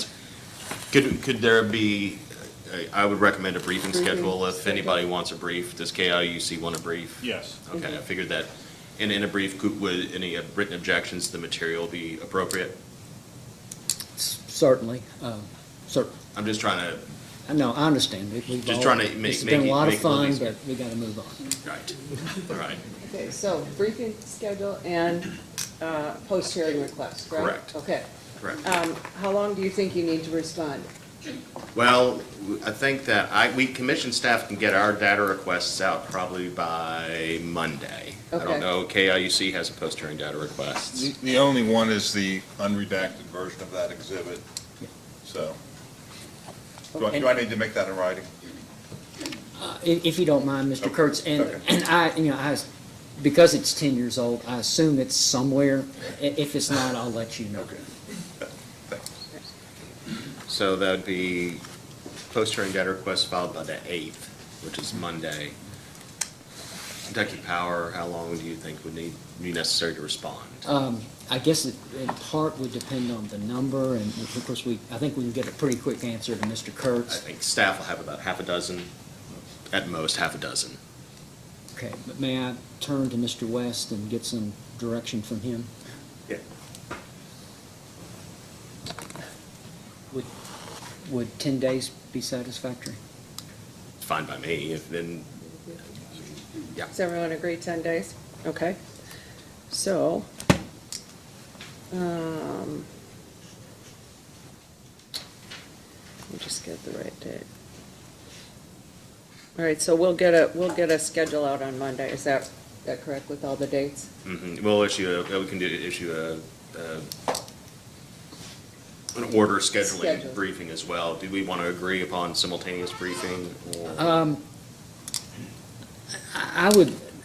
I'd like for Mr. Kurtz to go first, because although I can intuit some of his positions, I don't want to have to be guessing, so if he could file a brief and I could respond, and then that would, or we could file, I don't want to have to guess at what Mr. Kurtz's arguments are.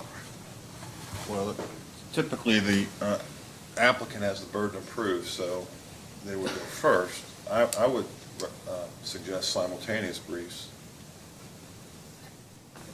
And then simultaneous responses. I Yeah. would recommend that, and then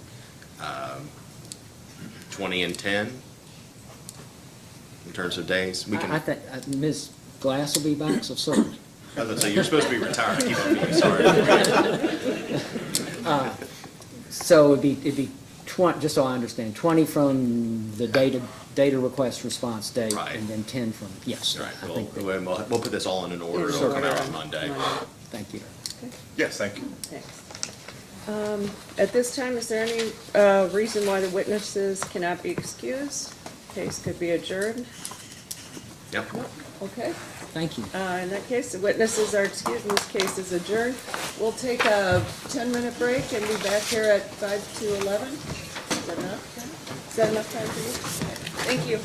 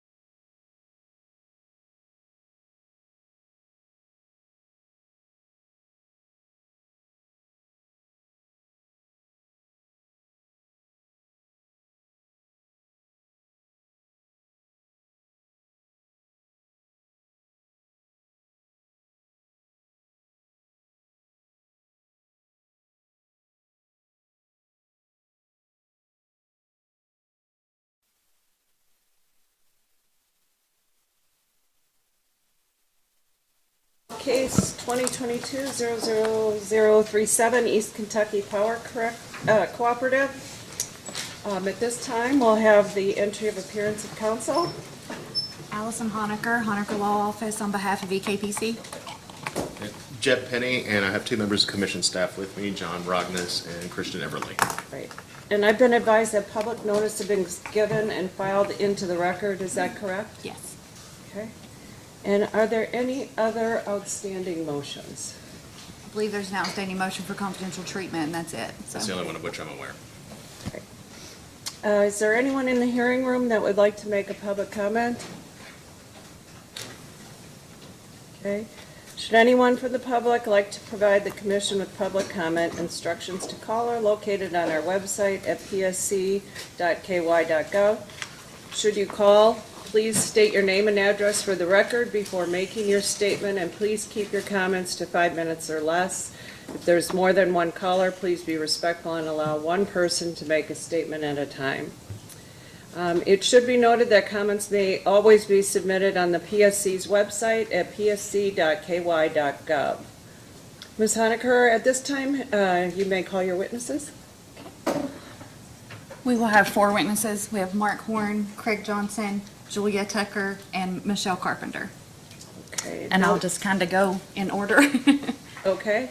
We'll swear all the witnesses in. Please raise your right hand. Do you swear or affirm that the testimony you are about to give is true and correct under the penalty of perjury? I do. Okay. Please state your names and addresses for the record. And Mrs. Honaker, you can ask. Okay. Mr. Horn, can you go ahead and state your name, title, and business address for the record, please? Mark Horn, Manager of Fuel and Emissions, 4775 Lexington Road, Winchester, Kentucky. And did you cause responses today to requests to be filed in this proceeding? Yes. Do you have any additions or corrections to make to any of those responses? No. If I were to ask you those same questions today, would your responses be the same? Yes. And is your desire and intent to incorporate those responses into the record of this proceeding? Yes. Mr. Johnson, can you state your name, title, and business address for the record, please? Craig Johnson, I'm Senior Vice President of Power Production, 4775 Lexington Road, Winchester, Kentucky. And did you cause certain data request responses to be filed into the record of this proceeding? I did. Do you have any additions or corrections to make to any of those responses? I do not. If I were to ask you those same questions today, would your responses be the same? Yes. And is it your desire and intent to incorporate those responses into the record? Yes, it is. Ms. Tucker, could you state your name, business address, and title for the record, please? Julia Tucker, Director of Power Supply, 4775 Lexington Road, Winchester, Kentucky. And did you cause certain data request responses to be filed into the record of this proceeding? Yes. Do you have any additions or corrections to make to any of those responses? No. If I were to ask you those same questions today, would your responses be the same? Yes. And is it your desire and intent to incorporate those responses into the record? Yes. Ms. Carpenter, could you state your name, title, and business address, please? Michelle Carpenter, Controller, 4775 Lexington Road, Winchester, Kentucky. And did you also cause data request responses to be filed in the record of this proceeding? Yes, I did. Do you have any additions or corrections to make to any of those responses? I do not. If I were to ask you those same responses today, those same questions today, would your responses be the same? Yes, they would. And is it your desire and intent to incorporate those responses into the record of this proceeding? Yes. The witnesses are available. Thank you. Does staff have any cross-examination? Yes, Your Honor. Thank you very much. Still good morning. Good morning to you all. And some of these questions you've heard me ask before, so hopefully you've been thinking about the answers. But the first question I have is that for any disallowed fuel or power purchase costs, whether they're not allowed through the FAC or for whatever reason, are there other mechanisms for East Kentucky Power to recover disallowed fuel or power purchase costs? Michelle Carpenter responding. There is no separate mechanism to recover those. However, in our most recent base rate case, we had an adjustment that took a 5-year average of our disallowed that was included in our base rates. Okay. So were you in here for the previous hearing for Kentucky Power's FAC? I was. And did you hear discussion about their PPA where there's an automatic adjustment mechanism for costs that aren't recovered through the fuel adjustment clause. So East Kentucky's recovery, quote unquote, of disallowed costs that are disallowed through the FAC was specifically approved by the commission in a rate case. Is that correct? Right. Okay, thank you. And then this is a general question that relates to the impact of COVID-19 on, one, acquisition of fuel supply, whether it be transportation or simply just acquiring supply, two, equipment maintenance, and three, personnel, and four, any other miscellaneous effects you can think of. I think Kentucky Power testified to the fact that they could see the effects of the supply chain issue, but it did not extend any outages. But, for example, but, you know, could you all testify to the effects on those various categories, please? Go first. Mark Horn responding. In terms of fuel supply, we were certainly very aware of the situation and the impacts of COVID. It did impact some production and transportation. We had ultimately received all of our coal deliveries to date. Okay. All right. To date or through the review period? To the review period, yes. Okay. All right. I'll come back to that in a little bit. And what about, sorry, didn't mean to interrupt you. Yeah, Craig Johnson responding. We haven't seen any supply chain issues that would affect the reliability as far as getting inventory, but we have beefed up our inventory quite a bit, looking for long lead time items. There is one maintenance outage that is in the review period that was scheduled for 2020. That was Smith 2 major overhaul, and that outage was intentionally pushed into 2021 to do it, and that was a direct result of COVID and our concerns about labor and supply chain issues. Okay. All right.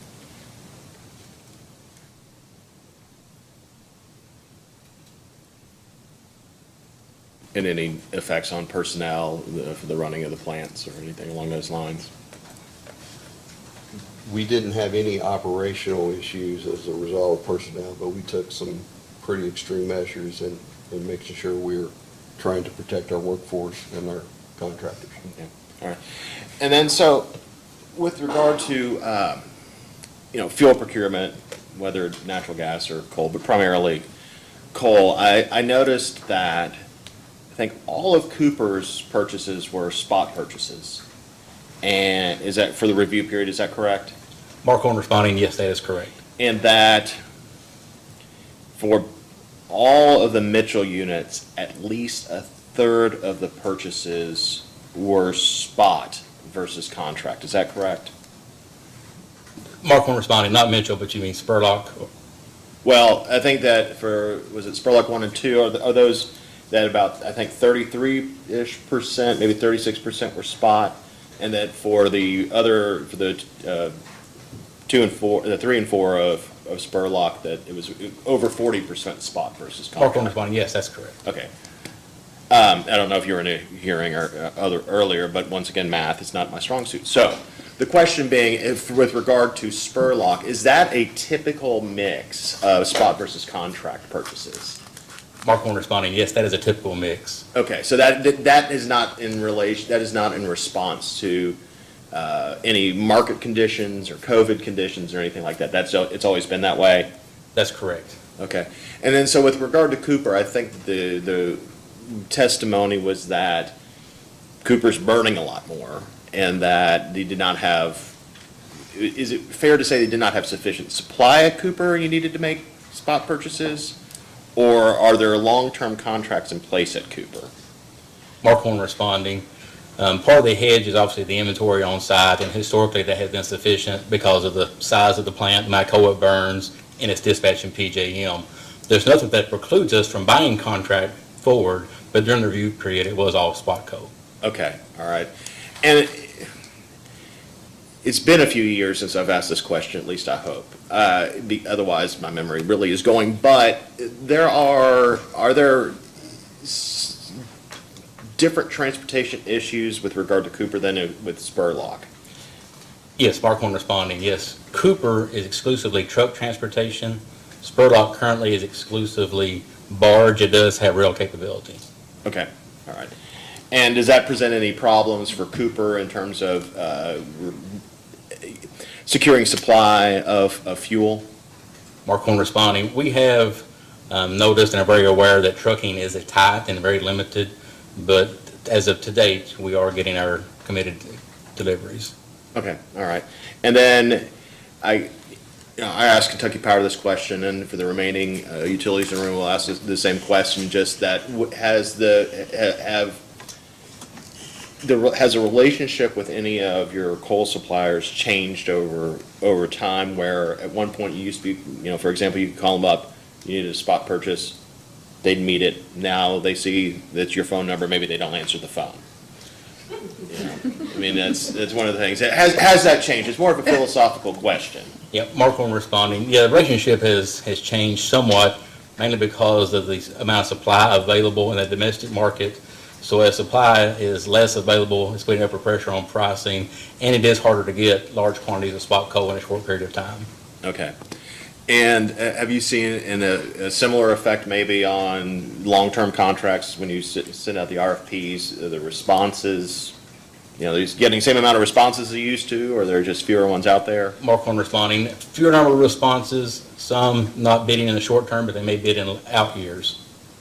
Okay. And has East Kentucky considered, without me pulling all the coal contracts, I don't know what the average length of coal contract for East Kentucky is, but has East Kentucky considered changing their philosophy with regard to lengths of contract coal? Or, going more towards spot versus contract or the like that? Has there anything changed with regard to that? Mark Horn responding. We're still following the same policy, strategy, and procedure, but those policies do have ranges, and obviously at this time we're leaning more on the contract and less spot when possible. Okay.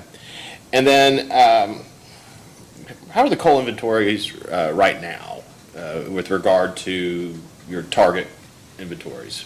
Mark Horn responding. They're within the target range. In fact, they've actually improved from the responses we provided in the request. Okay. And then I know that I believe that in the responses there is a reference to a force majeure clause that Foresight Coal invoked in its contract with the KPC relating to the, I think it's Sugar Camp mine fire. Now, what is the status of that force majeure now? Mark Horn responding. The event of force majeure is still in effect because the one mine at that complex, which contains two mines, is still closed. But we are receiving deliveries on those contracts and purchase orders. Those coal supply agreements are being delivered on. Okay. From other facilities. All right. So I was about to say, correct me if I'm wrong, but is it accurate to say that the coal contracts that East Kentucky had with or has with Foresight is not limited just to the Sugar Camp mines? Mark Horn responding, yes, the coal supply agreements are not mine specific. All right. And is it anticipated that Foresight will meet its tonnage requirements under the contract? Mark Horn responding, yes, it's anticipated they will meet the requirements. There is a question regarding the force majeure tons that have been missed because the force majeure language is contingent on those mines coming back. Okay. And then I know that this is outside the review period, but nonetheless, that's a problem with the lag and several months of review. So with that missing tonnage, would that affect any of the decisions to burn at Spurlock at all, or can those be made up, or is it not material? Mark Horn responding, in my opinion, it would be not material. Okay. Thank you. And so going back to Cooper, East Kentucky Power, at least to my knowledge, is still a winter peaking utility. And so is EKC looking for a long-term contract or anything beyond spot coal for purchasing at Cooper? I think I asked this question, but I need to come back to it. Mark Horn responding, we do have some 12-month purchase orders in place, which still to us is considered spot. But yeah, if the opportunity presented itself to get a long-term contract, we would do so. Okay. And then with regard to contracts, I think that there was one oral or verbal solicitation that was listed here. do oral or verbal solicitations get put down into a contract and filed with the commission? Mark on responding, yes. Okay. Yeah, all coal supply agreements are submitted. Okay, and that's, once again, I probably could have done the homework on that, but thank you for answering me on that.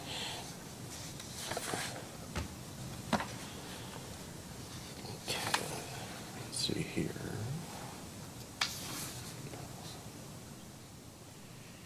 And then I just have, I guess, some general questions with regard to, bid analysis. The way that it works, and correct me if I'm wrong, is that East Kentucky Power has a proprietary system or software or a program that takes into account several different factors to get into and what we would call an all-in cost. And maybe $1 per amount per MMBTU, is that correct?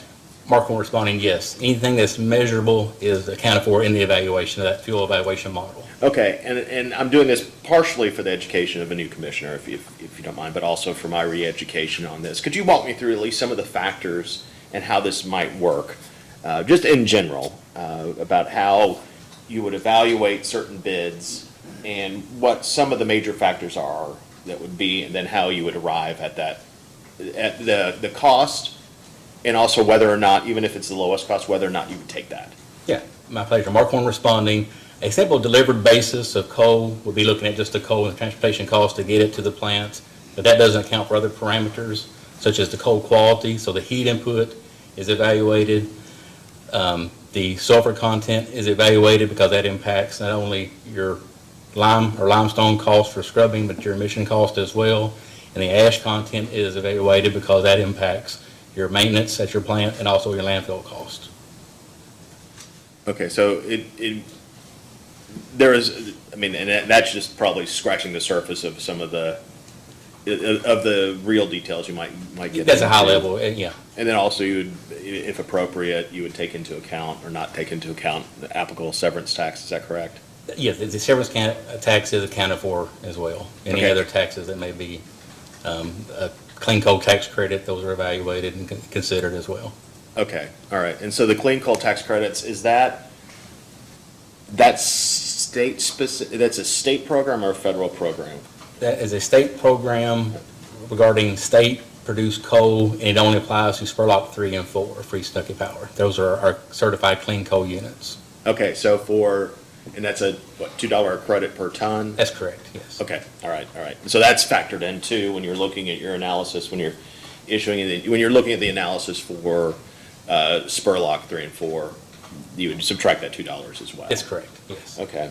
And then with regard to, is it Spurlock 3 or 4 that have the fluidized beds? That's correct. All right. So besides coal, during the review period, was any other material burned there? Yes, Mark on responding, we do burn tire-derived fuel in Unit 3 as well. I think my first FAC hearing I ever did was when we were deciding whether or not the TDF could flow through the FAC. So is that something that is frequently burned there, or is it, like, what runs the decision to burn tire-derived fuel or other, because am I correct that those fluidized beds can burn other types of fuel too, like switchgrass and biomass? Mark on responding, yes, that is correct. Okay, and so what drives the decision to burn anything but coal in those units? Mark on responding, it would be economics or availability, and we're buying about 4,000 tons a month of tire-derived fuel right now, which is basically the market. We would buy more if it was available. Oh, okay, all right. And is it, in terms of burn rate, heat, cost, and everything like that, how does it compare generally to, say, coal? Yeah, as far as heat content is much higher than coal. As far as availability, it's a fairly small market. It comes from the market areas of like Louisville, Indianapolis, Cincinnati, and trucked into the plant. Okay. But it's very economical because of the heat content, or has been historically. All right, well, if you drive a little bit past East Kentucky Power's headquarters to Montgomery County, where I live, there's plenty of old tires there. I'll be bringing them in for the next hearing if it happens, to help out the cause. Your Honor, I have no further questions. Okay, thanks. Ms. Honecker, any redirect? I do not. Okay. Staff, any recross? No, Your Honor. Okay. So any post-hearing requests you need? I don't have any. They answered all my questions. Okay. Appreciate that. Great. At this time, is there any reason why the witnesses cannot be excused and this case be adjourned? I have no reason. Okay, in that case, these witnesses are excused and the case is adjourned. Thank you. Thank you. Mark, would you draw the short straw? You made him sit up in the witness box today.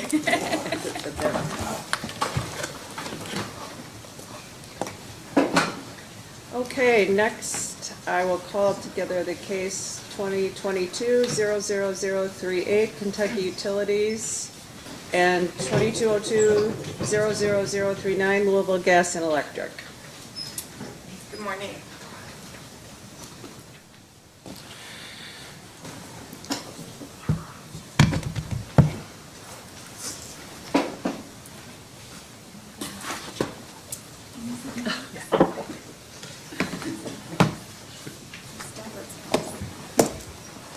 I saw the thumb over the shoulder.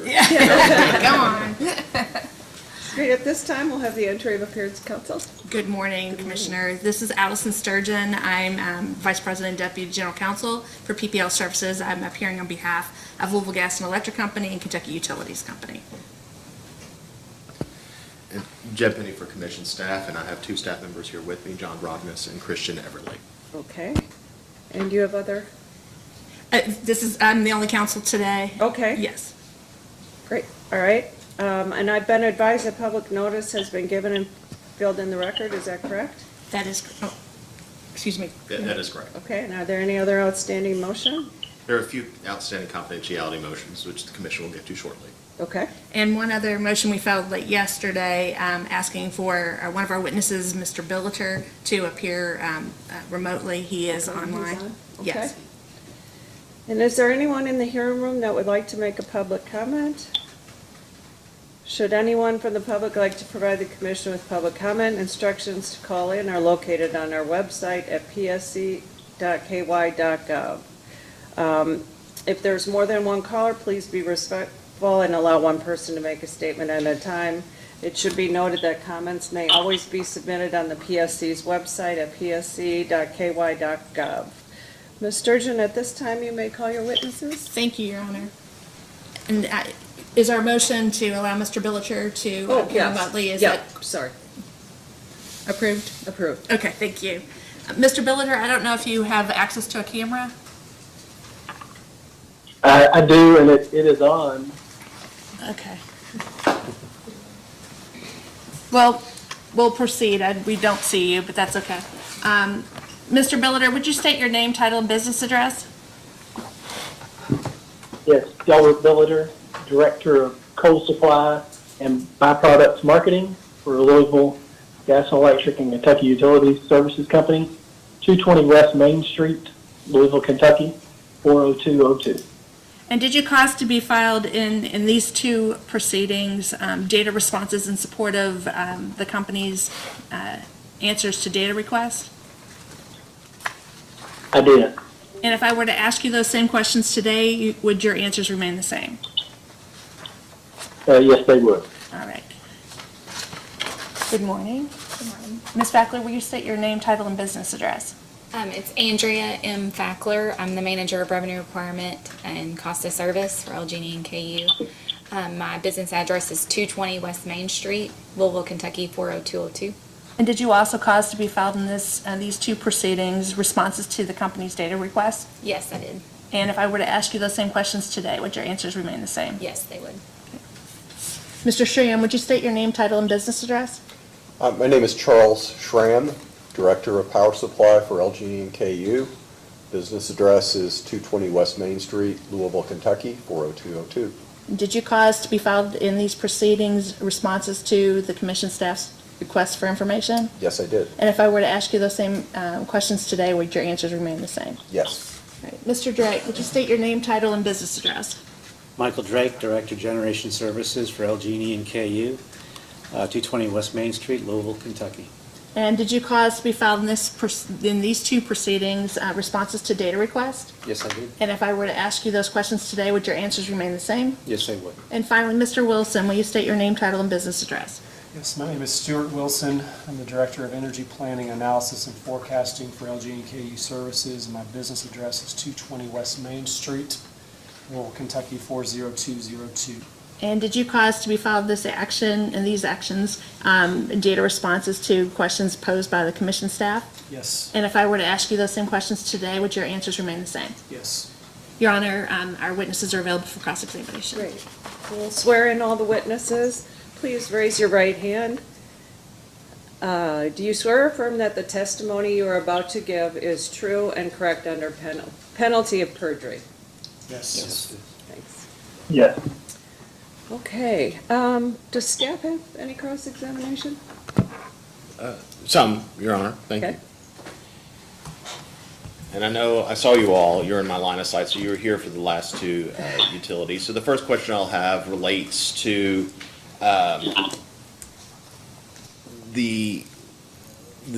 for costs that are disallowed or not recovered through the fuel adjustment clause, whether it's a non-economic purchase for a forced outage or for some other reason, disallowed for power purchases like that. For LG&E and KU, is there are those costs recovered elsewhere? Andrea Fackler responding. So we do not have another mechanism for recovery of those. To the extent that there would be something included in our forecasted costs for a rate case test year, that's where they would be recovered. Okay, and so that would be subject to commission review and an application for rates and subject to commission approval as well? Andrea Fackler responding, correct. Okay, all right. Thank you. And then the same question I had with regard to the impact of COVID on fuel procurement, parts, maintenance, personnel, fuel transportation, and the like of that. What, if any, effects has LG&E and KU had with regard to that? Delbert Billiter responding as it relates to coal supply. COVID has certainly impacted the coal supply, and I think as mentioned earlier, in 2020, we saw a tremendous drop in demand for coal. So producers right-sized operations during that year, and when demand picked back up in 2021, they were not able to respond in the way they had in the past. And partly, there's many factors, but partly due to labor shortages, and some of that was caused by COVID, but there's many other factors as well. Michael Drake responding on behalf of Generation. For our stations, there was a significant challenges, but no significant impacts as a result of COVID. And were there any outages that may have been, whether planned or forced, that any outages that might have gone on longer than anticipated because of supply chain issues or issues directly related to COVID? Not directly related to COVID. Okay. And then with regard to equipment and the like of that, do LG&E and KU foresee, are they experiencing maybe some supply chain problems or anticipate, looking down the road, maybe you have adequate stock of certain type of transformers or whatever, but do you anticipate there being a shortage or difficulty in acquiring some of the equipment if needed? Not specifically at this time. It's an ongoing challenge that we're paying close attention to. There are areas of the world where supply chain issues are affecting us. Okay. Just to clarify, your question refers just to Generation. Primarily, yes. But a lot can affect that. I mean, it was related to Generation. Transformers probably was not the best example to bring up, but it's the first thing that came to mind. So, all right. And so you all were here for when I was asking East Kentucky Power about problems with getting coal from Foresight. And is it correct that LG&E and KU, and I use it as a total entity, have a contract or contracts with Foresight? Delbert Builder responding. Yes, we do have contracts with Foresight. We also have contracts with American Consolidated Natural Resources that was also impacted by the force majeure events at the Sugar Camp complex. And what were the effects of the force majeure at the Sugar Camp? So Sugar Camp in mid-August of last year experienced a fire on their M-class mine. That complex, as mentioned earlier, has two longwall mines, the M-class mine and the Viking mine. The M-class mine caught on fire, but it resulted in a total closure of the mine from mid-August through mid-January. So it impacted deliveries under that contract through the force majeure. Okay, and then, so you said that there was another supplier that was affected by that as well? Delbert Builder responding. American Consolidated Natural Resources, kind of under the umbrella, they're sister companies to Foresight. So we had contracts that had those mines as sources as well, with American Consolidated Natural Resources also referred to ACNR. Okay, and then so with regard to the effects of the force majeure, did it have a material effect on one, supply for LG and KU, and two decisions, or did it affect the running of generation for LG and KU? Delbert Builder responding. I would say it was material. We have our contracts are sizable with them. To the ability to operate the units, I would say no. We were getting supply. We were just getting less supply, and we anticipate that those contracts will be 100% fulfilled. The language in the contracts allows the non-declaring party the ability to make up those tons, and we have informed both companies that our intent is to make up all the tons that have been missed by force majeure. The mine started back up in January, but only at half capacity. Only one of the long walls is currently running, so that is continuing to limit the volume of supply under that contract, which will make that contract extend into the future further than it was anticipated. Okay. But all tons would be delivered by the end of that term. Okay, so when you said the contract during a force majeure allows the purchaser to make up the tonnage, it's from the supplier. It's not, you don't get a free-for-all to go out and get it, you replace it by spot and not have to perform on. You perform as a purchaser under the contract later on. Is that correct? That's Delbert Builder responding. Yeah, I think the answer is yes. It gives the non-declaring party the right to make up the ton if they choose. Okay. And then the two parties have to negotiate on a timing that the tonnage would be delivered. Right. So had we claimed a force majeure, they would have had the right to determine whether they wanted them made up or not. In this case, it was their force majeure, so we had the right. Okay, all right. And then so I think that with regard to you said that I think Sugar Camp's up at 50%, and is that just related to the fact that there are some environmental concerns with draining the second mine? Is that what it is?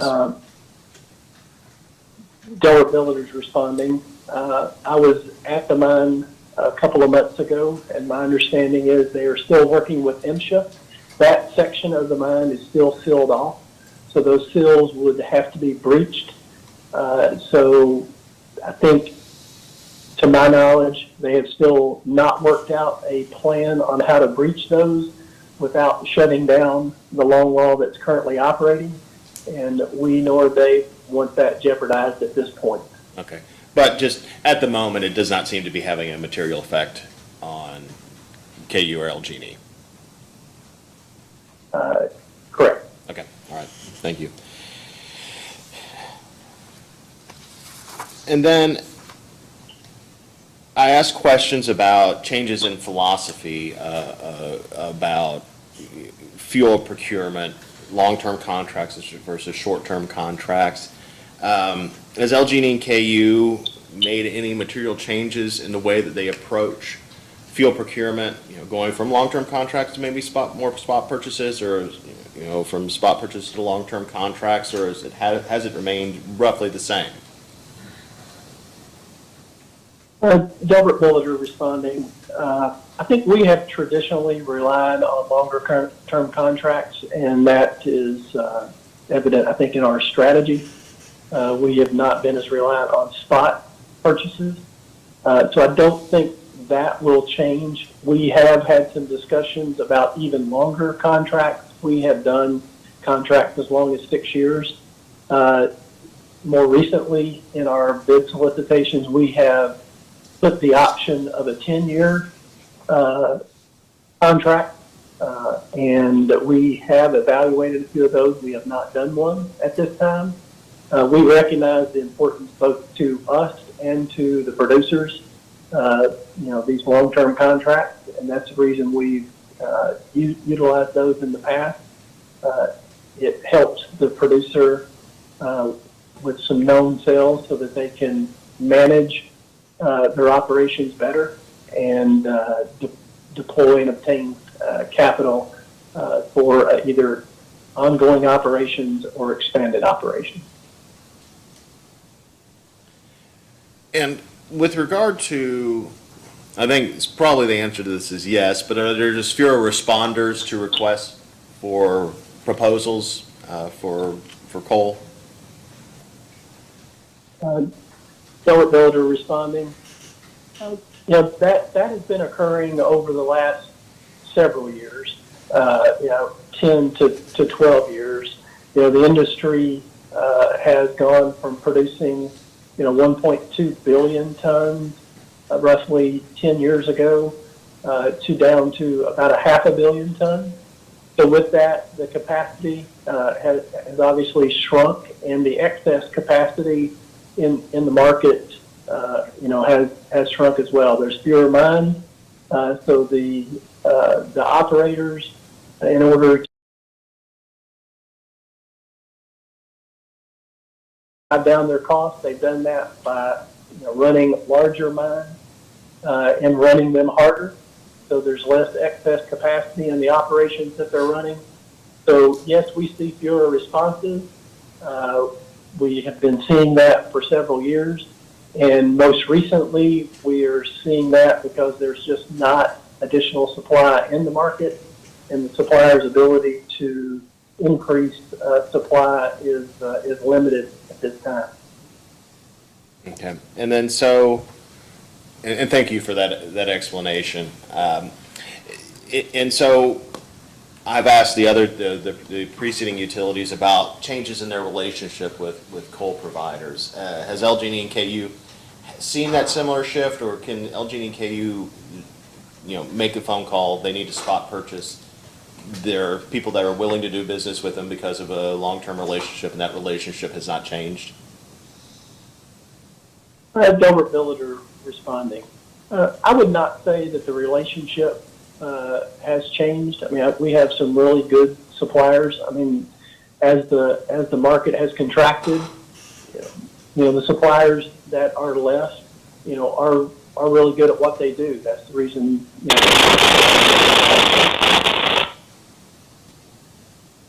Oops. Mr. Billiter, I think your audio has somehow malfunctioned.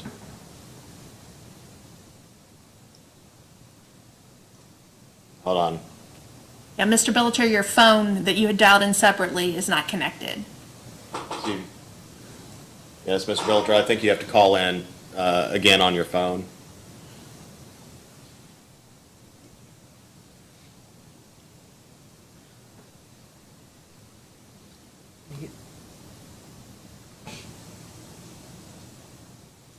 Mr. Billiter, can you hear us?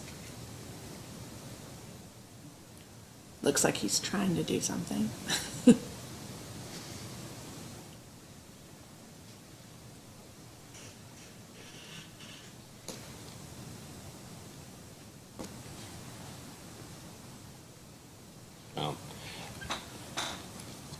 My guess is I think the remaining question or two that I have are for Mr. Billiter, so we can wait for a moment.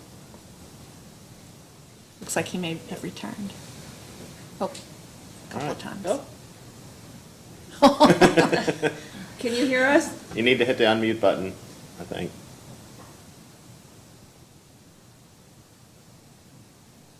You're muted on You're one of muted. your, yeah.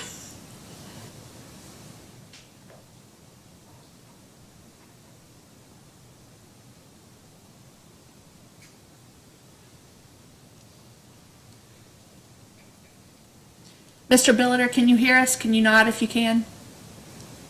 Okay.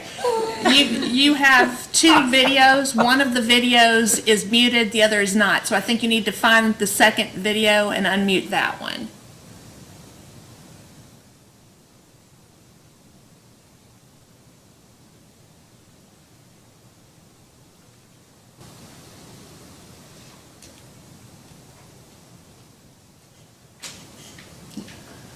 We cannot hear you.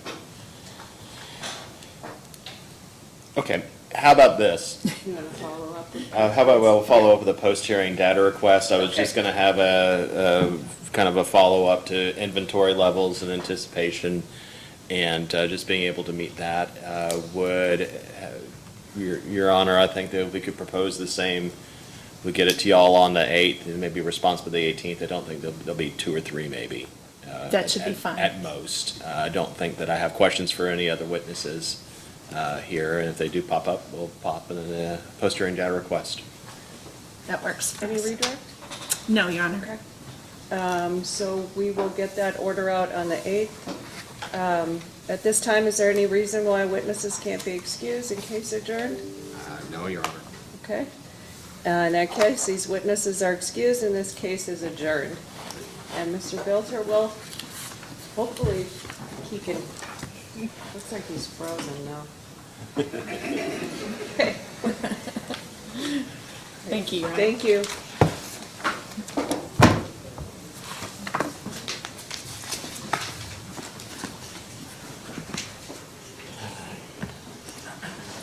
Okay, next we'll call case 2022-00040, Duke Energy, Kentucky. You doing okay? I'm good.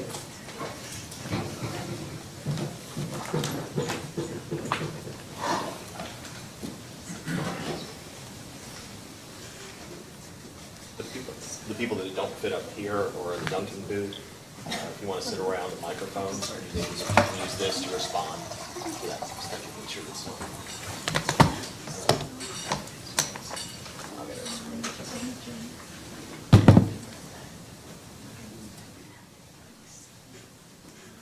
Yeah. I'll leave this off, but if you need to speak, the switch is here. And then just-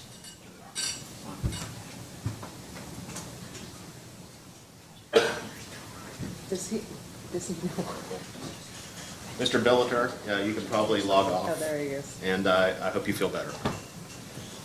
Great, at this time, I'll have the entry of appearance of counsel.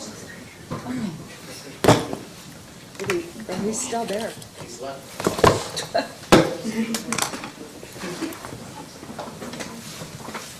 Okay. Morning. Good morning, Your Honor. Appearing for Duke Energy Kentucky. Yep. Appearing for Duke Energy Kentucky, I'm Larissa Vaisman. Business address 139 East 4th Street, Cincinnati, Ohio, 45202. And for commission staff? Jeff Penny on behalf of the commission. I have 2 members of commission staff also with me, John Brown.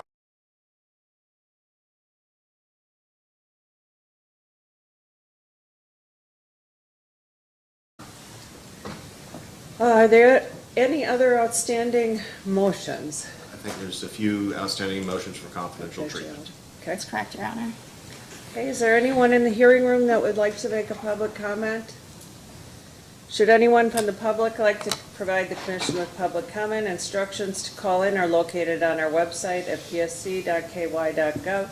Should you call in, please state your name and address for the record before making your statement, and please keep your comments to 5 minutes or less. If there is more than one caller, please be respectful and allow one person to make a statement at a time. Should be noted that comments may all be submitted on the PSC website. Ms. Baseman, is this time ready to call your witnesses? Yes, Your Honor. Mr. Swez, could you please state your name, title, and business address? Yes, my name is John Swez. I am Managing Director of Trading and Dispatch. My business address is 526 South Church Street, Charlotte, North Carolina. Thank you. And have you caused responses to data requests to be filed in this proceeding? Yes, And do you have any corrections to those responses? I do not. And if you were asked those same questions today, would your responses be the same? Yes. Thank you, Mr. Swez. Mr. Daniel, could you please give your name, title, and business address? My name is Brad Daniel. I'm Director of Generation Dispatch and Operations. My business address is 526 South Church Street, Charlotte, North Carolina, 28202. Thank you. And did you cause responses to data requests to be filed into the record of this proceeding? I did. And do you have any corrections to those responses? I do not. And if you were asked the same questions today, would your answers remain the same? Yes. Thank you. Ms. Hughes, could you please give your name, title, and business address? Yes, my name is Kim Hughes. I'm Manager of Coal Origination and Contract Administration. My business address is 526 South Church Street, Charlotte, North Carolina. Thank you. And did you cause responses to data requests to be filed in this proceeding? I did. And do you have any corrections to any of those responses? I do not. And if you were asked those same questions today, would your responses be the same? They would. Thank you. Ms. Miller, could you please give your name, title, and business address? Libby Miller. My title is Manager of Rates and Regulatory Strategy. My address is 139 East 4th Street, Cincinnati, Ohio, 45202. Thank you. And did you cause responses to data requests to be filed in the record in this proceeding? Yes, I did. And do you have any corrections to any of those responses? No, I do not. And if you were asked the same questions today, would your responses be the same? Yes. Thank you. And Mr. Riggins, could you please give your name, title, and business address? Yes, Brett Riggins, Plant Manager at East Bend Generating Station. Business address is 6293 Beaver Road, Union, Kentucky. Thank you. And did you cause responses to data requests to be filed in the record of this proceeding? Yes, I did. And do you have any corrections to those responses? No, I do not. And if you were asked the same questions today, would your responses remain the same? Yes. Thank you. Ms. Weir, could you please give your name, title, and business address? Tiffany Weir, Director, Rates and Regulatory Filings. My address is 526 South Church Street, Charlotte, North Carolina. Thank you. And did you cause responses to data requests to be filed in this proceeding? Yes, I did. And do you have any corrections to those responses? No. And if you were asked those same questions today, would your responses be the same? Yes, they would. Thank you. And we have one witness here.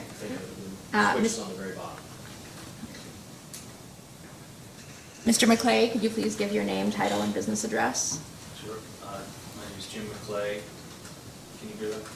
Can hear. Okay. Can everybody else? I'm Managing Director of Natural Gas Trading, and my business address is 526 South Church Street in Charlotte, North Carolina. Thank you. And did you cause responses to data requests to be filed in the record of this proceeding? Yes, I did. And do you have any corrections to those responses? No. And if you were asked the same questions today, would your responses be the same? Yes. Thank you. Your Honor, the witnesses are ready. We'll swear in.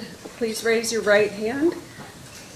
Do you swear to affirm that the testimony you're about to give is true and correct under the penalty of perjury? I do. I do. Great. And does staff have any cross-examination? Okay. Go ahead. Okay, it's still morning, so good morning. My first question is the same that it has been for the other utilities that are here, that for costs that are not recovered through the fuel adjustment clause, power purchases, fuel costs that might be disallowed for whatever reason, does Duke Kentucky recover those disallowed costs through other mechanisms? Libby Miller responding. For excess purchase power due to the forced outages that are not allowed in the FAC, we have those set up in a deferral account that will be that we can recover in future accounting periods. That was authorized by the commission in our base electric rate case in 2017, case number 2017-001312. And is that just for non-economic purchases for forced outages? Correct. Okay, all right.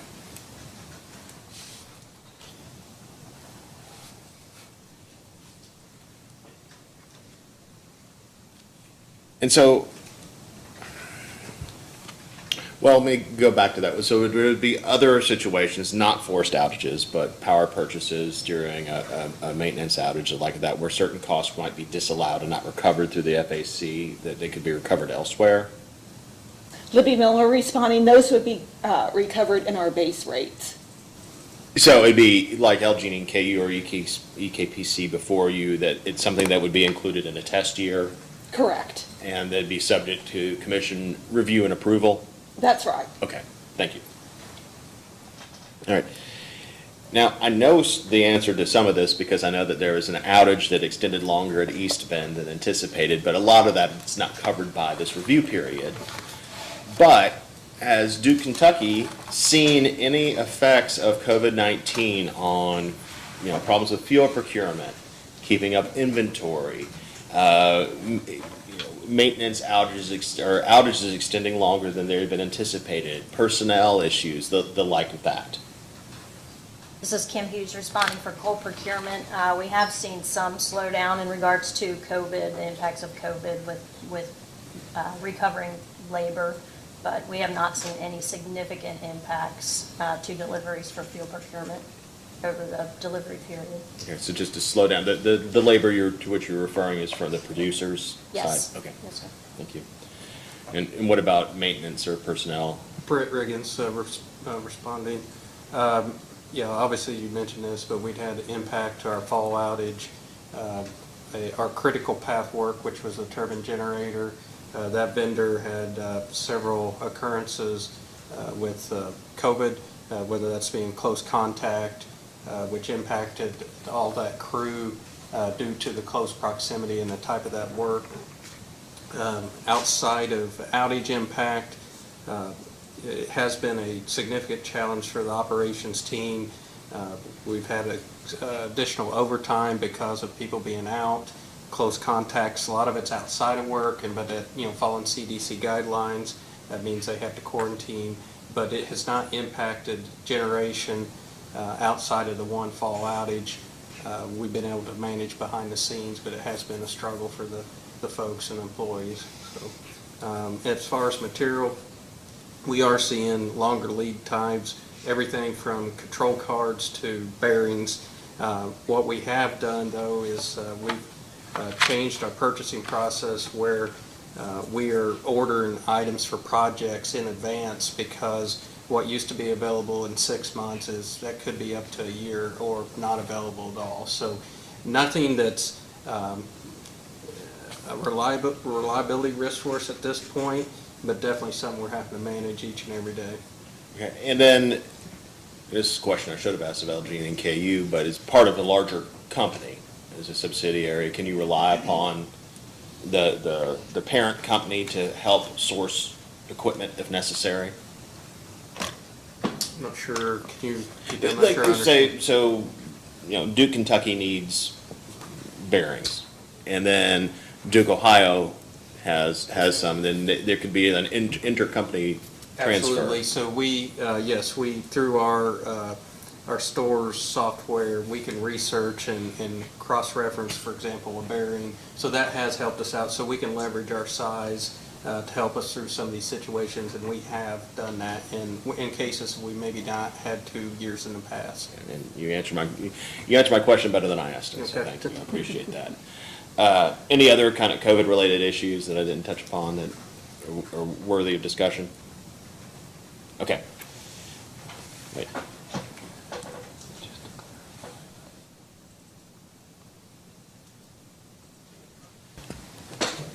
My financial analysis person wants me to clarify, or you all to clarify, that when there is an intercompany purchase for that, is it at cost? There is agreements across the jurisdictions. I'm not an expert, but typically it is right around, the market value of the component. Okay. If that answers your question. Kind of. Enough. Just making sure that your brother or sister company is not profiting off the sale of it. Okay. This is Libby Miller. I believe that we have intercompany, or we call them affiliate agreements between the companies. And I do believe that those are, products are exchanged or services are exchanged at cost All right. between the companies. Okay. Thank you. That answers his question, so appreciate that. And then so, with regard to fuel procurement issues, East Bend's the only coal-fired unit that Duke Kentucky has, and so we're looking at this procurement for coal procurement for one unit. I guess Woodsdale is gas and/or fuel oil, correct? Okay. I'm sorry, I know the answer to these. But, so with regard to coal procurement, because we've discussed in the proceedings earlier today the volatility of the market, has Duke Kentucky seen, when they send out an RFP for a contract, we've seen fewer respondents to those contracts, to those requests? Kim, he's responding, yes, sir. Now I'm unmuted, so sorry about that. And then so has Duke Kentucky considered, or have they changed their philosophy with regard to a mix of spot versus long-term? Like, for example, what is the percentage of spot versus long-term contracts for East Bend? Yes, sir. So essentially, we continue to monitor our inventory levels, our burn projections, and what the market conditions are, obviously. So historically, over the past several years, we've looked at a strategy of procuring a level of term agreements and layering in some spot agreements. However, over the past tightening up of the past year, we have looked more towards locking in term agreements to ensure reliability of supply for the units. And with regard to those term agreements, what is the standard length of time? Is there a standard length of time that Duke Kentucky seeks? Typically, a term agreement is considered anything greater than a year. We have some agreements layered in for 2 to 3 years. Okay. And has Duke Kentucky considered extending, making those longer agreements? I think it was KU and LG&E or maybe East Kentucky Power talked about looking at contracts that are longer periods of time. Has Duke Kentucky considered that? Yes, we continuously monitor the market to determine what the market conditions are, and have sent out some solicitations as referenced in the responses, yes, to consider the availability of those longer term. Okay. And then,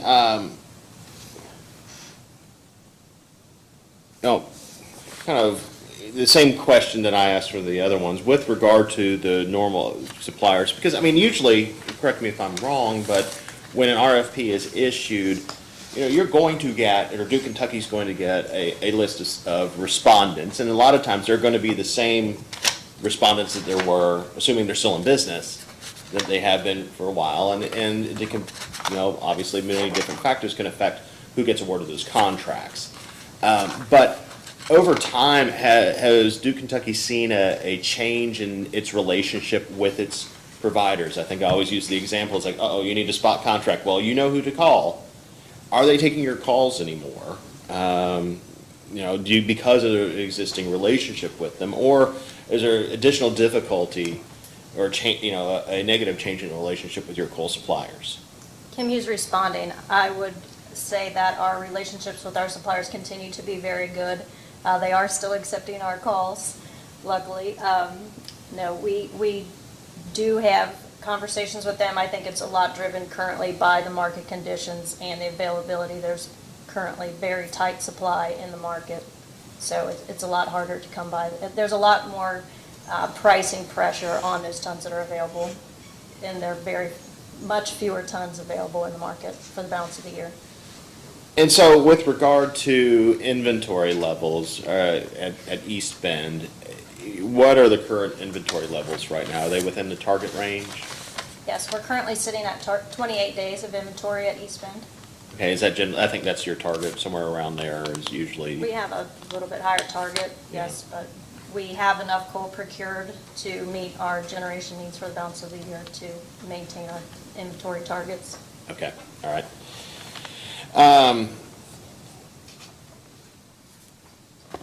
So you have 28 days, and so target's usually 45 days, is that Yes. correct? Okay, all right, sorry, I should have looked at my notes before I asked the question. And so do you anticipate, I mean, I know you said you'll have ample inventory, but do you anticipate being able to increase your inventory by days? Based on our projected coal burn projections and what we have contracted for the balance of the year, yes, I believe that to be true. Okay, all right, so in the difference between the target inventory of 45 days and the current inventory of 28 days, is that just difficulty in acquiring coal for that period of time, or what accounts for that shortfall? An increased summer burn. Okay, all right, I was wondering about that. Well, it increased summer burn last year. Or no, you're right, so the 28, but because I think during the period of time in October, it was a 36-day inventory that you all had, so now it's down to 28. Apologies for making that confusion, but, so anyway, okay, and so what, under anticipated circumstances, what do you think that the anticipated inventory level would be maybe by the end of the year? We're forecasting to recover inventories based on current burn projections and deliveries that we should be able to recover to our target inventories. Okay, all right. And so no changes really have to be made have any changes had to be made to Duke Kentucky's procurement practices in the short term to get back to that inventory level? No. Okay. And this might be something I can ask better in a post-hearing data request, but when the FAC sheet, rate factor sheet is filed, it has many cost components, but two of them are going to be the fuel cost components. One's going to be basically a true-up from the previous month. And then for the current month, it's going to be estimated fuel costs. For example, if Duke Kentucky is going to file its FAC sheets that support its FAC factor that goes into the bill for a billing month, they will file it 10 days before it's supposed to go into effect. And if you were to look at those sheets, let's say they file it July 20th.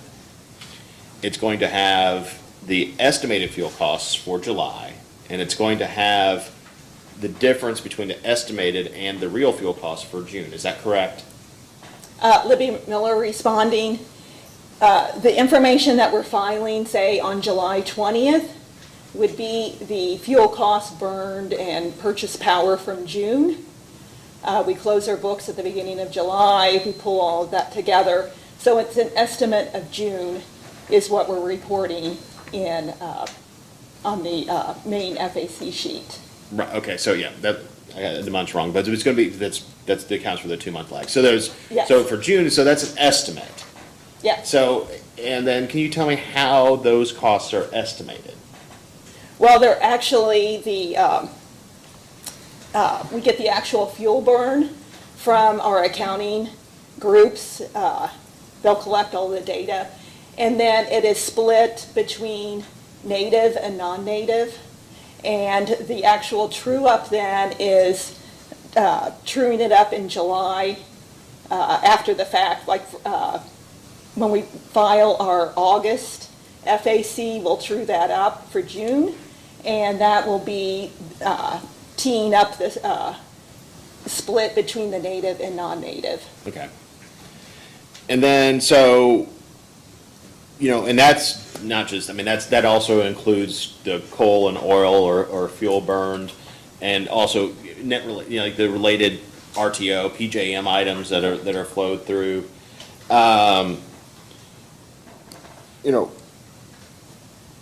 And so I think you explained the timing of it. You get the reason that you can't provide these real-time you can't provide the real-time numbers just because your books close, say, at a certain amount of time, and, there's only 20 days to make that filing, so there's not enough time to reconcile.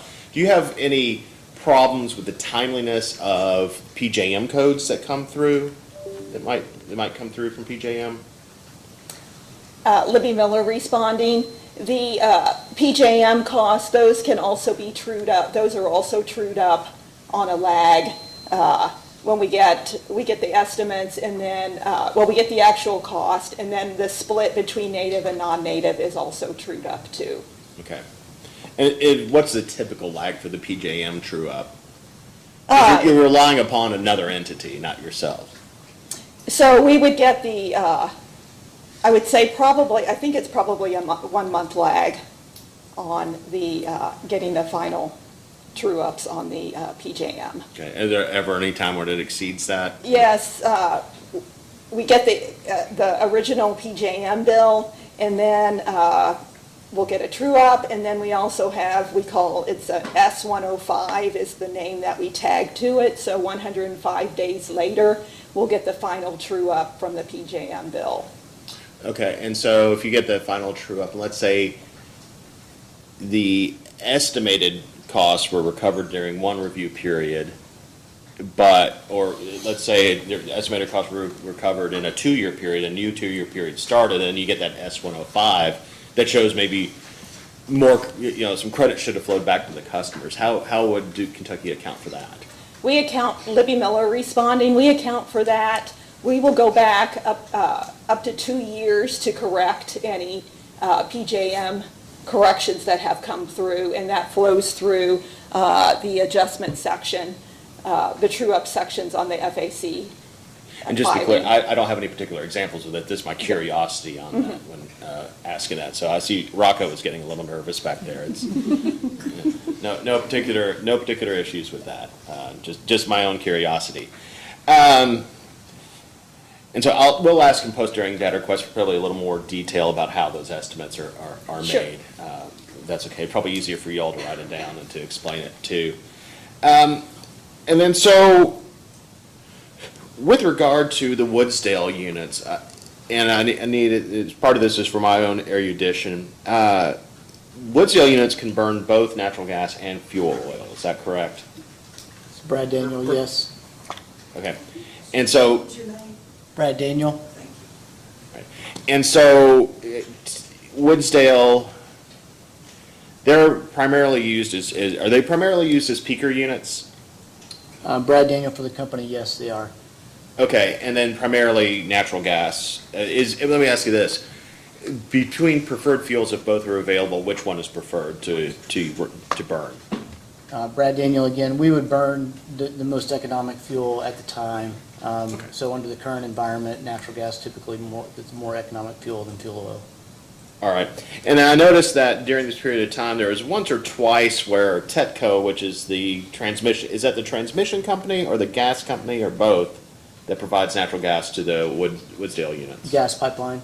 Okay. They issued an OFO, or an operational flow order. And in a world of acronyms, could you explain to me what an OFO or operational flow order actually means? I'm somewhat at a loss. I'll defer to Jim Clay, our natural gas trading expert.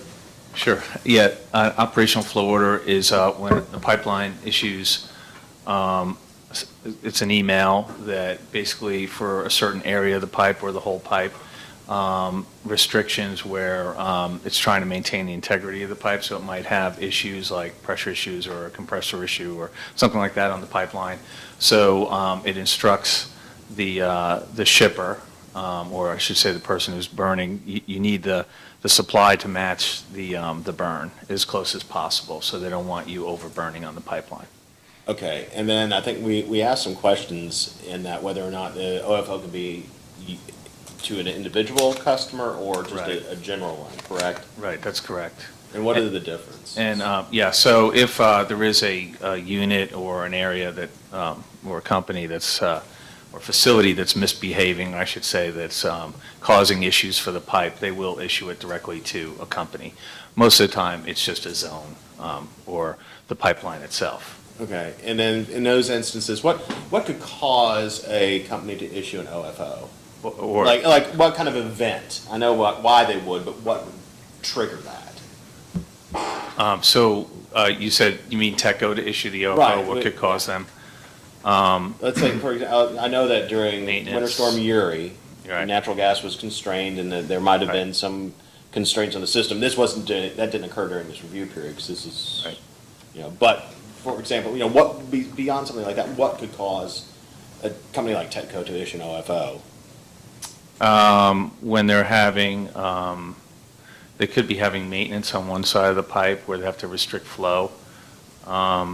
They could be repairing something, maybe they're not getting supply on the pipe. Maybe there's a supplier, or let's just say up in Marcellus, a supplier might not be delivering the full amount of gas, so they're not getting the right pressures. I mean, there's a whole bunch of things that could So cause it could range from the mundane to the dramatic, all those Absolutely. different reasons, okay. all And right. they're an older pipeline, so, they seem to have a few more issues. Okay, and then so, with regard to TETCO, does Duke have, I guess, a firm transportation contract, or what's the nature of the contract? Right, so, Jim McClay responding. So, no, we do not have firm transportation.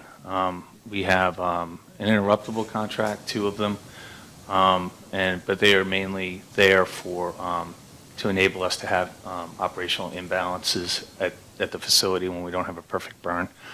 TECO will carry the imbalance at the facility at the interconnect. So we buy spot delivered gas from the market, and that is firm under an ASB agreement. So when you say it's firm, the price isn't guaranteed, but the supply is? So when you buy under an ASB agreement, part of that enabling agreement is you're buying firm gas. Okay. Yes, they're expected to show up. Okay, and so for the situations when Woodsdale needs to burn, but natural gas is not available, it burn fuel oil. Is that correct? Brad Daniel, for the company, they can burn fuel oil if then dispatched by PJM. Okay, and that occurred during the review period, correct? During the review period for when we burned oil, it was for testing at Okay. Woodsdale, not for economics. Oh, okay, all right. I'm sorry, not for economic dispatch. Correct. All right, so that burn was related just to making sure that it would run. So in a situation where natural gas may not be available to Woodsdale, and Woodsdale, let me take a step back. Who decides when Woodsdale needs to dispatch? Brad Daniel, speaking for the company, PJM dispatches the unit based on its economic offer to the RTO. Okay, and are the Woodsdale units generally, how often are they dispatched? I would say, Brad Daniel, for the company, I can't say exactly what their capacity factor is, but their capacity factor is fairly low. I would say somewhere around 5%, 5 to 10%. Because their is it, capacity factor. because generally, because are these simple CTs? Is that what we're looking at here? Yes, correct. And their heat rate is 14,900 roughly Okay. is their heat rate, average heat rate. All right, and then so if the units are called on to run and if gas is not available, Woodsdale would burn fuel oil, correct? That's Brad Daniel for the company. The way that we treat Woodsdale, if Woodsdale is unavailable for gas, they are then offered as available on oil to PJM. The PJM would then dispatch at their discretion on oil. And that's how we interact with PJM if there's a gas OFO. Okay, and if available only for an oil burn, it probably increases the cost, is that? Correct. Okay. Yes. And then, last question with regard to this, what reserves for fuel oil are on site for Woodsdale? This is Jim McClay. We have approximately 4 million gallons of fuel oil, which is 74 full load burn hours. For all the units? For all the units. Okay.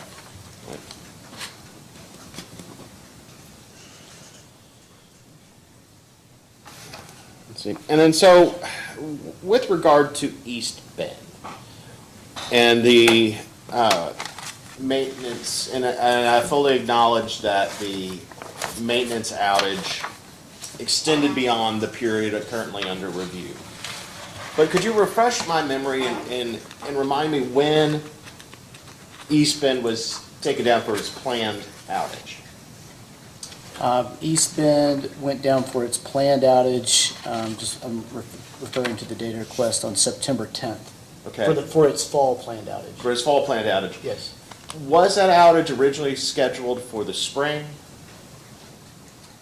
Brad Daniel for the company, I'll speak and then maybe Brett can add. But we originally had a planned outage scheduled for the spring. The planned outage, we did have part of that planned outage in the spring that lasted about 1 week. And then, but the majority of that outage was deferred to the fall and carried out as a fall planned outage. Okay, and then, quick parenthetical question, when is Duke's peak? Is it a summer or a winter peaker? John Swez responding. Yeah, Duke Energy Kentucky is summer peaking utility. Okay, and so the decision for both maintenances, spring or even in fall, were made on shoulder bonds. That's correct. Brad Daniel, this is correct. And with the consent of PJM. Yes, and even with the move from the spring to the fall, we would have had to have PJM approve that request to move the planned outage to the fall. Yeah. And then so when did East Bend come back online? I believe it's outside the review period. It's outside I don't have the date in front of me. It was in December, but I don't have the exact date in front of me. Okay, I think ballpark is fine. Brett Riggins responding. Remember this well. Christmas. It was first time it came on was on Christmas Day. Oh. Came back for that. Did she have to be there? Yeah. Oh. Sorry. But that was the first time we came back online after the major outage. Yeah, well, there's no reason to know to ask whether you're absolutely sure of the date when it came back on. Okay, so while East Bend was down, and how did Duke Kentucky make up the lost power?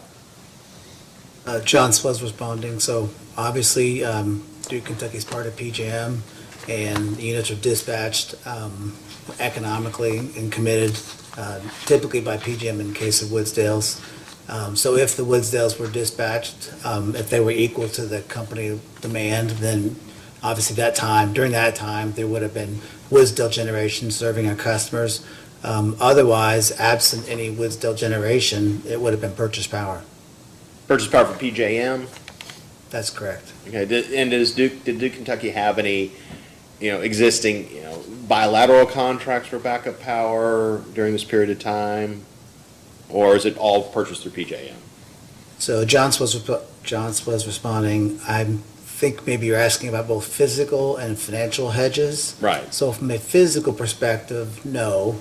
There are no other generators, obviously, in Duke, Kentucky. We don't have any bilateral contracts, with any external entities. However, from a hedging perspective, I'll defer to Mr. Witness McClay, but there are financial hedges for planned outages. Okay.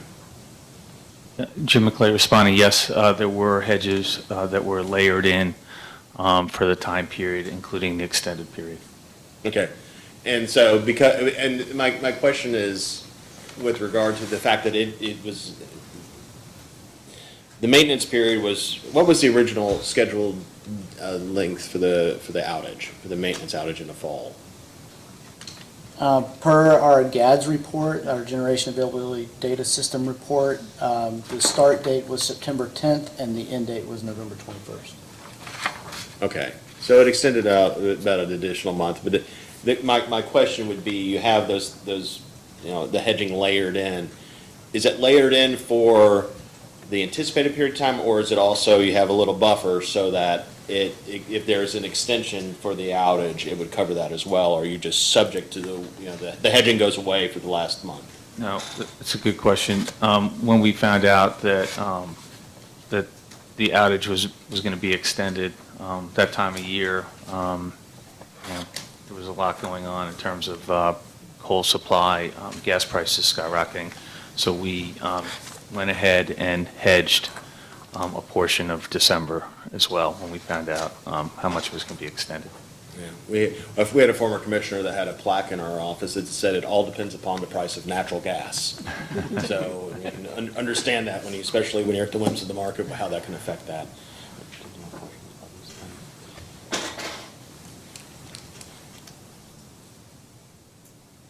Okay, and, Your Honor, we don't have any more, staff has no further questions. Okay. On this.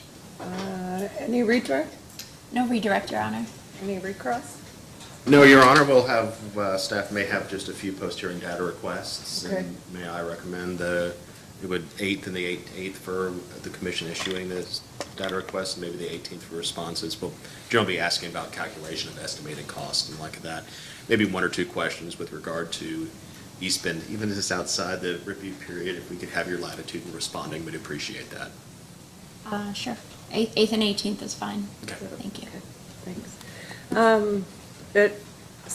Let's see, this time any reason that the witnesses cannot be excused in case adjourned? Okay, excused and adjourned. Thanks. Thank you, Your Honor.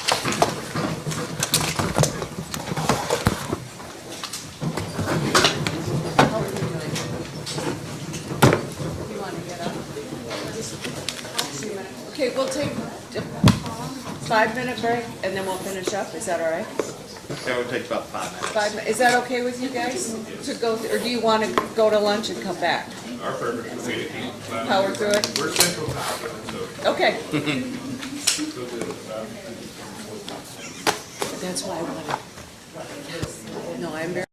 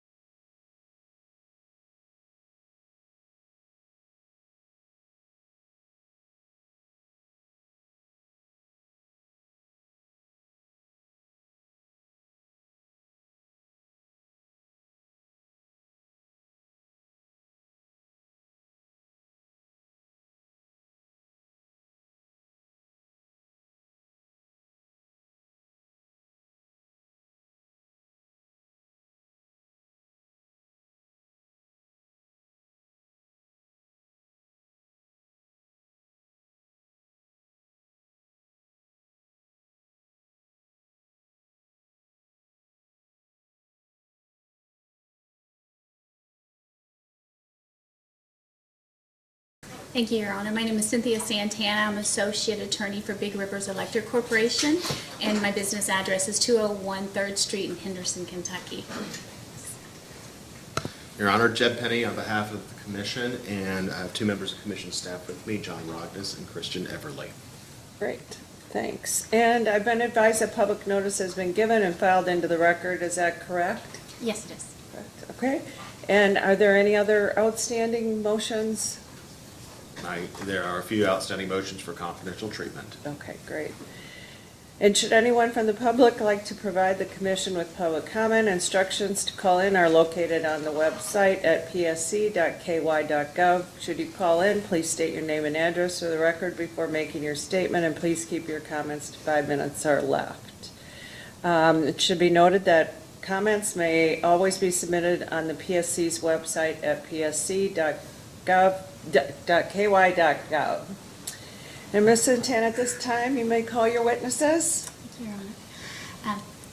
Ms. Payne, could you please state your name, your title, and your business address? Vicki Payne, Manager of Fuels Procurement, 201 3rd Street, Henderson, Kentucky. And Ms. Payne, have you caused to be created and filed in this proceedings certain responses to data requests? Yes. And do you have any changes or additions to those responses? No. And would those responses be the same today if those same questions were asked today? Yes. And I'm sorry, I forgot to swear you guys in first. She just came and told me I was doing it in the wrong order. So I'm going to swear you in really quickly. If you'll raise your right hand, do you swear or affirm the testimony you're about to give is true and correct under penalty of perjury? I do. Okay, great, thank you. Sorry to interrupt you. No. Your Honor, should I proceed Sure, on? Or? yep. Okay. And Ms. Stone, could you please state your name, your business title, and your business address? Jennifer Stone, Manager of Finance, 201 3rd Street, Henderson, Kentucky. And Ms. Stone, have you caused to be filed in this proceeding certain responses to data requests? Yes, I did. And do you have any corrections or additions to those responses? I do not. And do those responses remain the same today? They do. And Mr. Burden, could you please state your name, your business title, and your business address? Jason Burden, Director of Production Services, 201 3rd Street, Henderson, Kentucky. And Mr. Burden, have you caused to be filed in this proceeding certain responses to data requests? Yes, I did. And do you have any corrections or additions to those responses? No, I do not. And if those requests were asked today, the same request, would your answers remain the same? Yes, they would. Mr. Gregory, could you please state your name, your business title, and business address, please? Ronald Gregory. I'm the Director of Maintenance Services and Project Management for Big Rivers Electric. My address is 201 3rd Street, Henderson, Kentucky. And Mr. Gregory, did you cause to be filed in these proceedings certain responses to data requests? I did. And do you have any corrections or additions to those responses? I do not. And if those same requests were asked today, would your responses remain the same? Yes, they would. And Ms. Hankins, could you please state your name, your business title, and your business address? Natalie Hankins, Senior Power Portfolio Optimization Analyst, 201 3rd Street, Henderson, Kentucky. And did you cause to be created and filed in these proceedings certain responses to data requests? Yes, I did. And do you have any corrections or additions to those responses? No, I do not. And if those same requests were asked today, would your responses remain the same? Yes. Thank you, Your Honor. I tender the witnesses for cross-examination. Thank you. And Mr. Stefan, any cross-examination? Yes, Your Honor, we do. Okay. Good afternoon. It's good morning for you all if you're from where you all are from, but it's good afternoon here. So I know you all were present for a lot of these questions. My first question would be with regard to costs, fuel costs or power costs that are not recovered through the FAC for whatever reasons they're disallowed.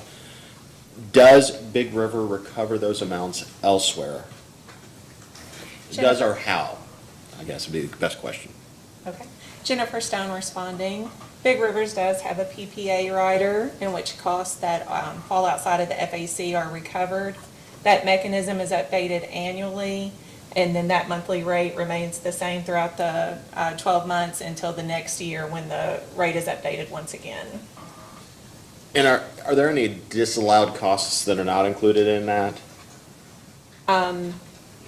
If there were any costs that the commission deemed unreasonable through the FAC process, of course, we wouldn't recover those costs in the PPA rider. So you would say in a situation, not as a function of the regulation saying this is recovered, this is not, but say in a hearing, the commission, after a hearing, the commission would say, you know, this is unreasonable under the regulation, you have to discharge those costs.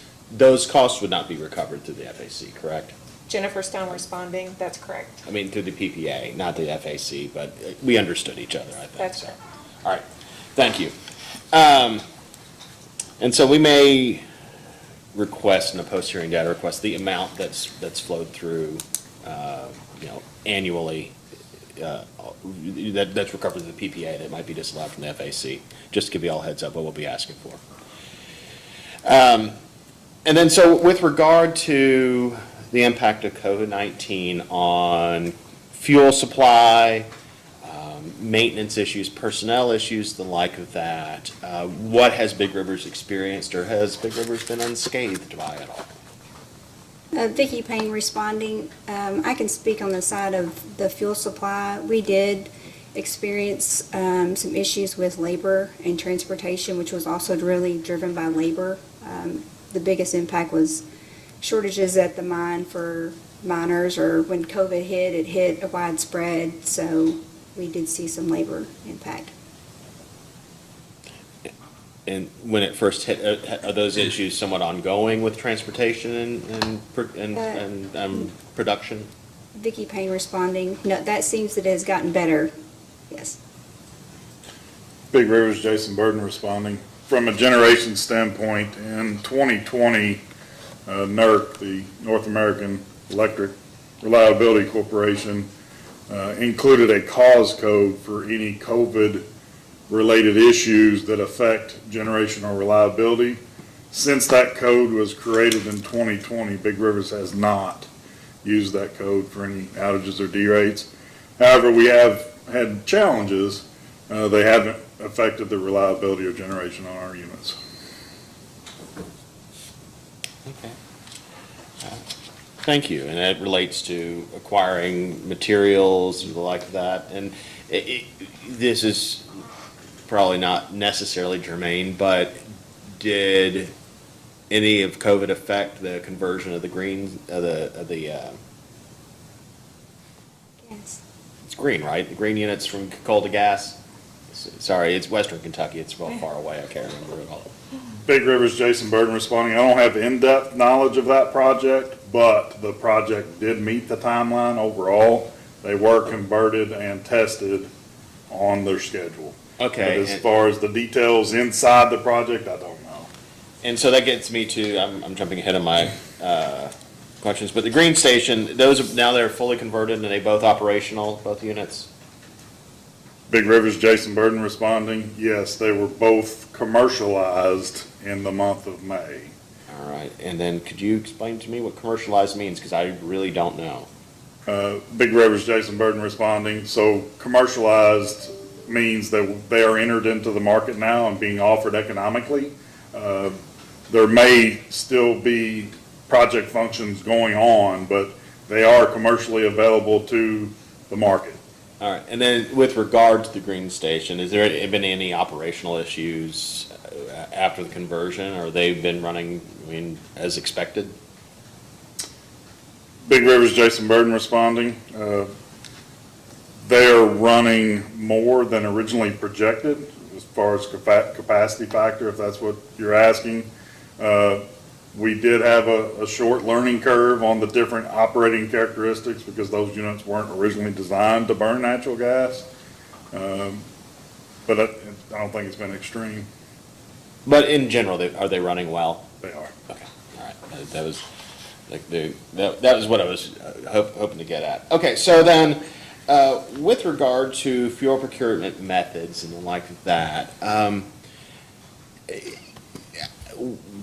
lots of testimony already about changing markets for coal and coal procurement practices. And so has this led Big Rivers to reassess how they approach fuel procurement, particularly with coal procurement? You know, with a mix of spot versus contracts, is there consideration to do more spot or more long-term contracts? And if so, if you're looking at more long-term contracts, you know, are you looking at different periods of time than previously used to guarantee source of supply? So Vicki Payne responding, we consider anything over a year to be long-term or term contract. But however, when we bid, we typically do go out for a 3 year, so we do look long-term already. So we haven't changed our policy or practice a whole lot. I think we would maybe look at, there was a benefit to going longer term. We did do several spot deals in this window, but that was because the green units ran a lot harder than we expected them to. And so you spot purchase, you mean for natural gas? No, I mean before the conversion. Oh, took before the place. conversion, okay. All right. And then so, going back to the contracts, do you know what the longest term contract Big Rivers has? Are they all capped at 3 years, or any ones that exceed that? Vicki Payne responding, currently our longest term contract is 3 years. Okay, all right. And then, so let's talk about the relationship that Big Rivers would have with its fuel providers. I think the analogy is, can you call people up and they'll take your phone call? But has Big Rivers' relationship changed with its coal providers? I know that Big Rivers has, at least in the past, had contracts, say, with Foresight. And you heard about Foresight, at least for the two of the utilities. They suffered a shortfall because of the Sugar Camp mine. And I scanned through Big River's contracts. I didn't see one which specified Sugar Camp as a source, but I could have missed it. But anyway, Foresight, as an example, has Big Rivers experienced a change in relationship with its normal suppliers? Does Big Rivers anticipate difficulty if they need to pick up the phone and make a spot purchase, or get a verbal solicitation? Vicki Payne responding, Big Rivers has good relationship with all of its coal suppliers. I don't think that their relationship has been damaged. I do think they answer the call, phone when we call. I do think there's an availability issue, as the other utilities have noted already. However, whenever times were really hard, they worked very diligently and with us to try to get the supply that we needed.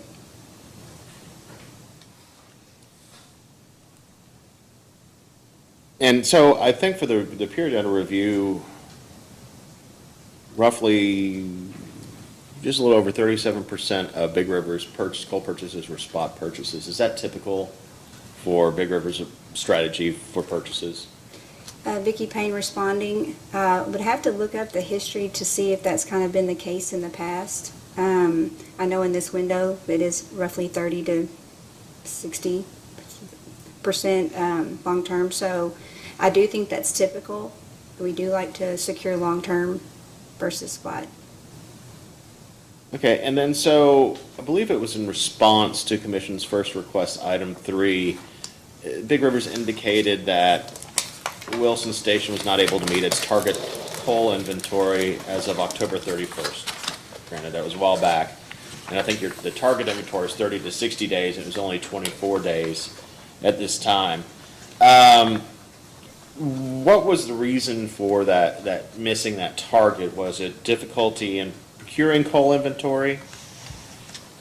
Vicki Payne responding, no, the units ran a lot harder than we had projected that they would run through the summer months. And do you know if that was because, I don't know if it was a particularly hot summer or not when it was being called on, or was it just the coal units were economic for dispatch at the time? Vicki Payne responding, it's my guess that it's probably both. Okay. Yeah, heat does make it more economic. And so what are the inventory levels back to the targets at Wilson right now? Vicky Payne responding, yes. Our target window is 30 to 60 days, and we are slightly above that right now, Above the window or above 30? above the target. Oh, okay. All right. So we certainly have taken steps to address coal inventory. And so I believe that there's still some coal left at Green Station, is that correct? Vicky Payne responding, yes. And how much is there? Vicky Payne responding, roughly a little over 4,000 tons. And in the terms of, like, how much would Wilson burn in an hour? Or in a day, how many tons would Wilson burn? Vicky Payne responding, running full load, that runs roughly 4,400, 4,300, somewhere in that range. Okay, because my question was going to be, wow, you got a lot of coal at Green, but it doesn't seem to be a lot. One day. You know, is it coal that could be used at Wilson, or what are the options at which you're looking? The reason I'm asking, you answered these in your data requests, but some time has passed. So Vicky Payne responding, we are currently still evaluating exactly what would be the best route to do, go with that coal that's on the ground. Okay. And what kind of coal is it? I mean, I know that at one point, going to testimony, that you had to blend some pet coke with some other types of coal. Is this just straight up thermal coal? Vicky Payne responding, yes. We burn through the pet coke. This would be, are you asking, it's just coal? Are you asking like the BTU? No, Probably I mean, it's what you would normally use. You wouldn't have to. It's Yeah. Illinois Basin coal, yes. Okay.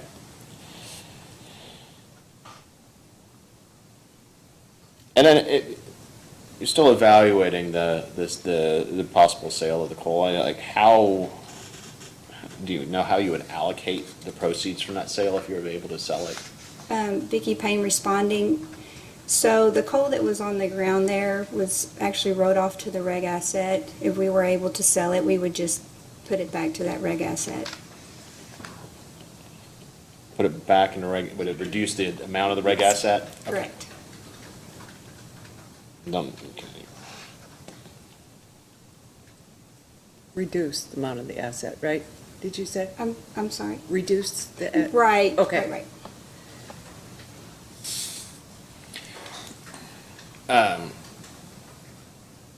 Okay, and I'm going to ask this question in a way that I hope doesn't invoke confidential treatment. I'm going to ask about a confidential response, but I'm not going to ask for specific numbers, so I don't think we have to go into a confidential session. And I'll give you a chance to take a look at it. I'm referring to Big River's response to staff's first request, item 1.5, and as it's amended May 19th, 2022.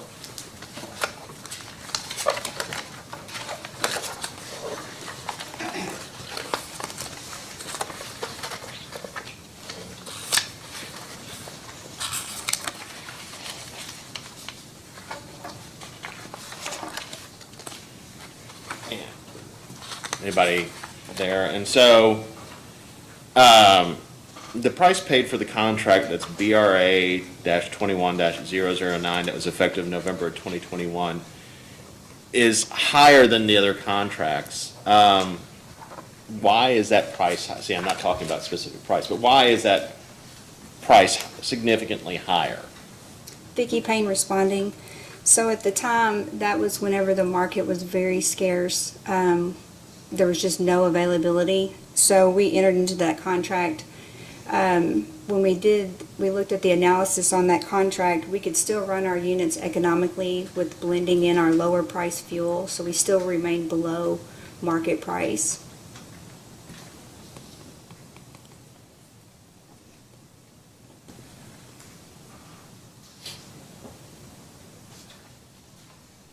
Okay, and so now, I mean, how are coal prices running right now? So Vicky Payne responding, they typically have not fallen. We're still on the rise. However, we do have some term contracts that got put in place right before the spike. So we're doing pretty good right now. And then I saw that I think you all conducted an audit of one of your all's suppliers, is that correct? Was that in response, did you request the audit in response to any particular problems, or is it routine type type occurrence? Vicki Payne responding. We did request, they were having some issues with the location of the miner. So we had that audited to kind of see what their plans were. And they did move the miner to get to a better quality coal to meet contract spec. Okay. And then, because you have some long-term contracts, and I mean, quite frankly, I guess Big River's going to be burning less coal than it did, not too long ago. No long-term concerns about maintaining a coal supply, I mean, beyond what everybody else has. No particular concerns for Big Rivers. Vicki Payne responding, no. All right, and then I have, let's see, make sure that I've hit my questions and think about any you might have. But one last question, and I'm referring to the responses to staff's first request, item 12, and it's going to discuss firm power commitments, both purchases and sales.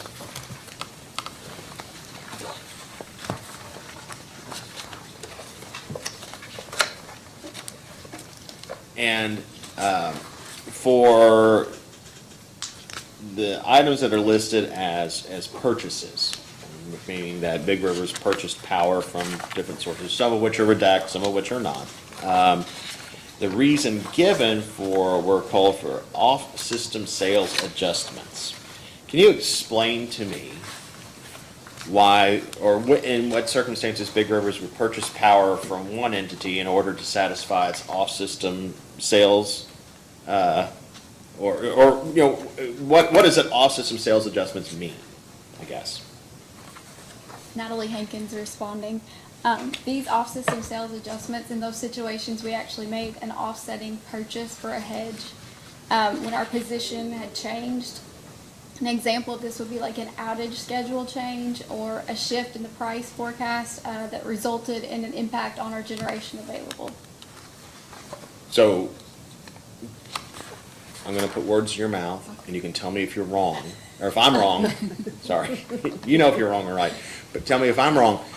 So in that situation, you have a firm commitment to sell to, I think Big Rivers has one with KYMEA, a firm power commitment to provide power.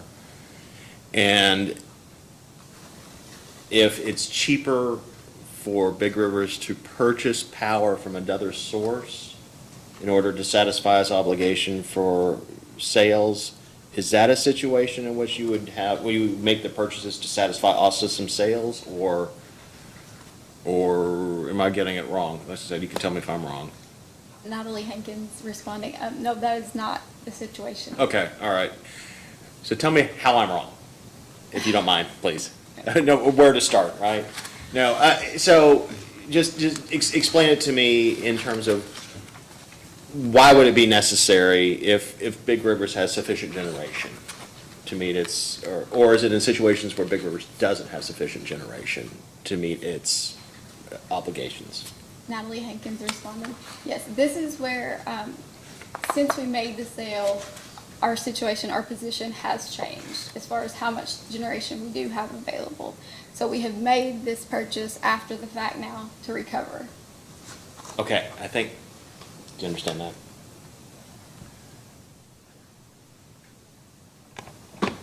You have less generation because of the conversion? No, this is not Okay. a conversion. All right, I guess I'm trying to.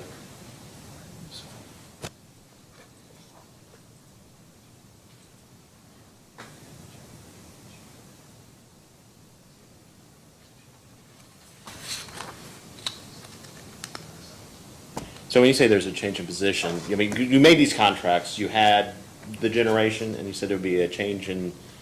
Correct, like I said, we may have had an outage schedule. Oh, okay, all right, that's what I was wondering, just, so in order to meet your obligations, you, for whatever reason, okay, I apologize, I think I knew what I was trying to ask, I just didn't ask it very artfully, but you explained it to me. And so, with regard to those firm power sales commitments, not purchases, well, let me take a quick step back,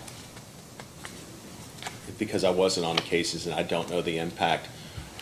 What was the effect on Big River's generation capacity with the conversion of the green units? Did it affect, did it affect your overall generation portfolio in terms of what you have available, or is it just a one-for-one replacement? Big River's Jason Burden responding. I wasn't part of that case. I don't have those details here. It was a capacity, not an energy conversion. Although it would be available for energy, that conversion was really for capacity. Okay. I'm not quite sure I understand the difference. If you would explain that to me. I'm going to pretend it's for the benefit of the commissioner, but I'm not quite sure what you mean by that. Big River's Jason Burden responding. I'm not sure I'm the right one to try to explain it to you, Okay. but capacity is just the ability to have it available. May not be economic, but that generation is available if there are major constraints on the system, you can put it on. Whereas energy, it's economic.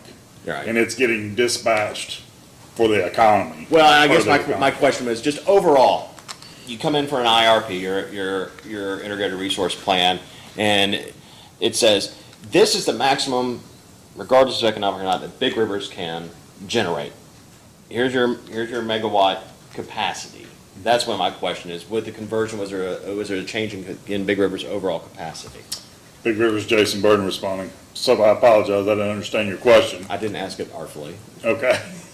There was no change or loss of capacity with the conversion of green.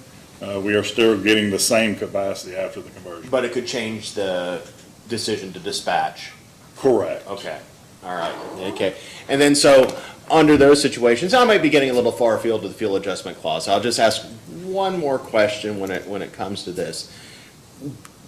Would it affect Big River's positions on some of its contracts for sales going forward? Once those contracts end? Natalie Hankins responding, we will not see near the amount of sales contracts going forward. We'll actually have to shift more to purchasing, so. Okay. I was just wondering about that because we always look at the purchases and sales when we come through here and just trying to get a sense of what we'll be looking for the next few FACs. It's more instructive for the future and not so much for the review period. I appreciate your all's patience with me on this. Your Honor, Commission staff has no further questions. Okay, any redirect? No, Your Honor. Anything else? No, Your Honor, just I think we'll have one or two little post-hearing data requests and Same, the 8th and the, with the 8th and the 18th, that's what I propose. does that work for you guys? Okay. All right, well, at this time, is there any reason why the witnesses cannot be excused in case adjourned? No, Your Honor. Okay, thank you guys for sitting through the morning. Thank you for sitting through my first case, and we are adjourned.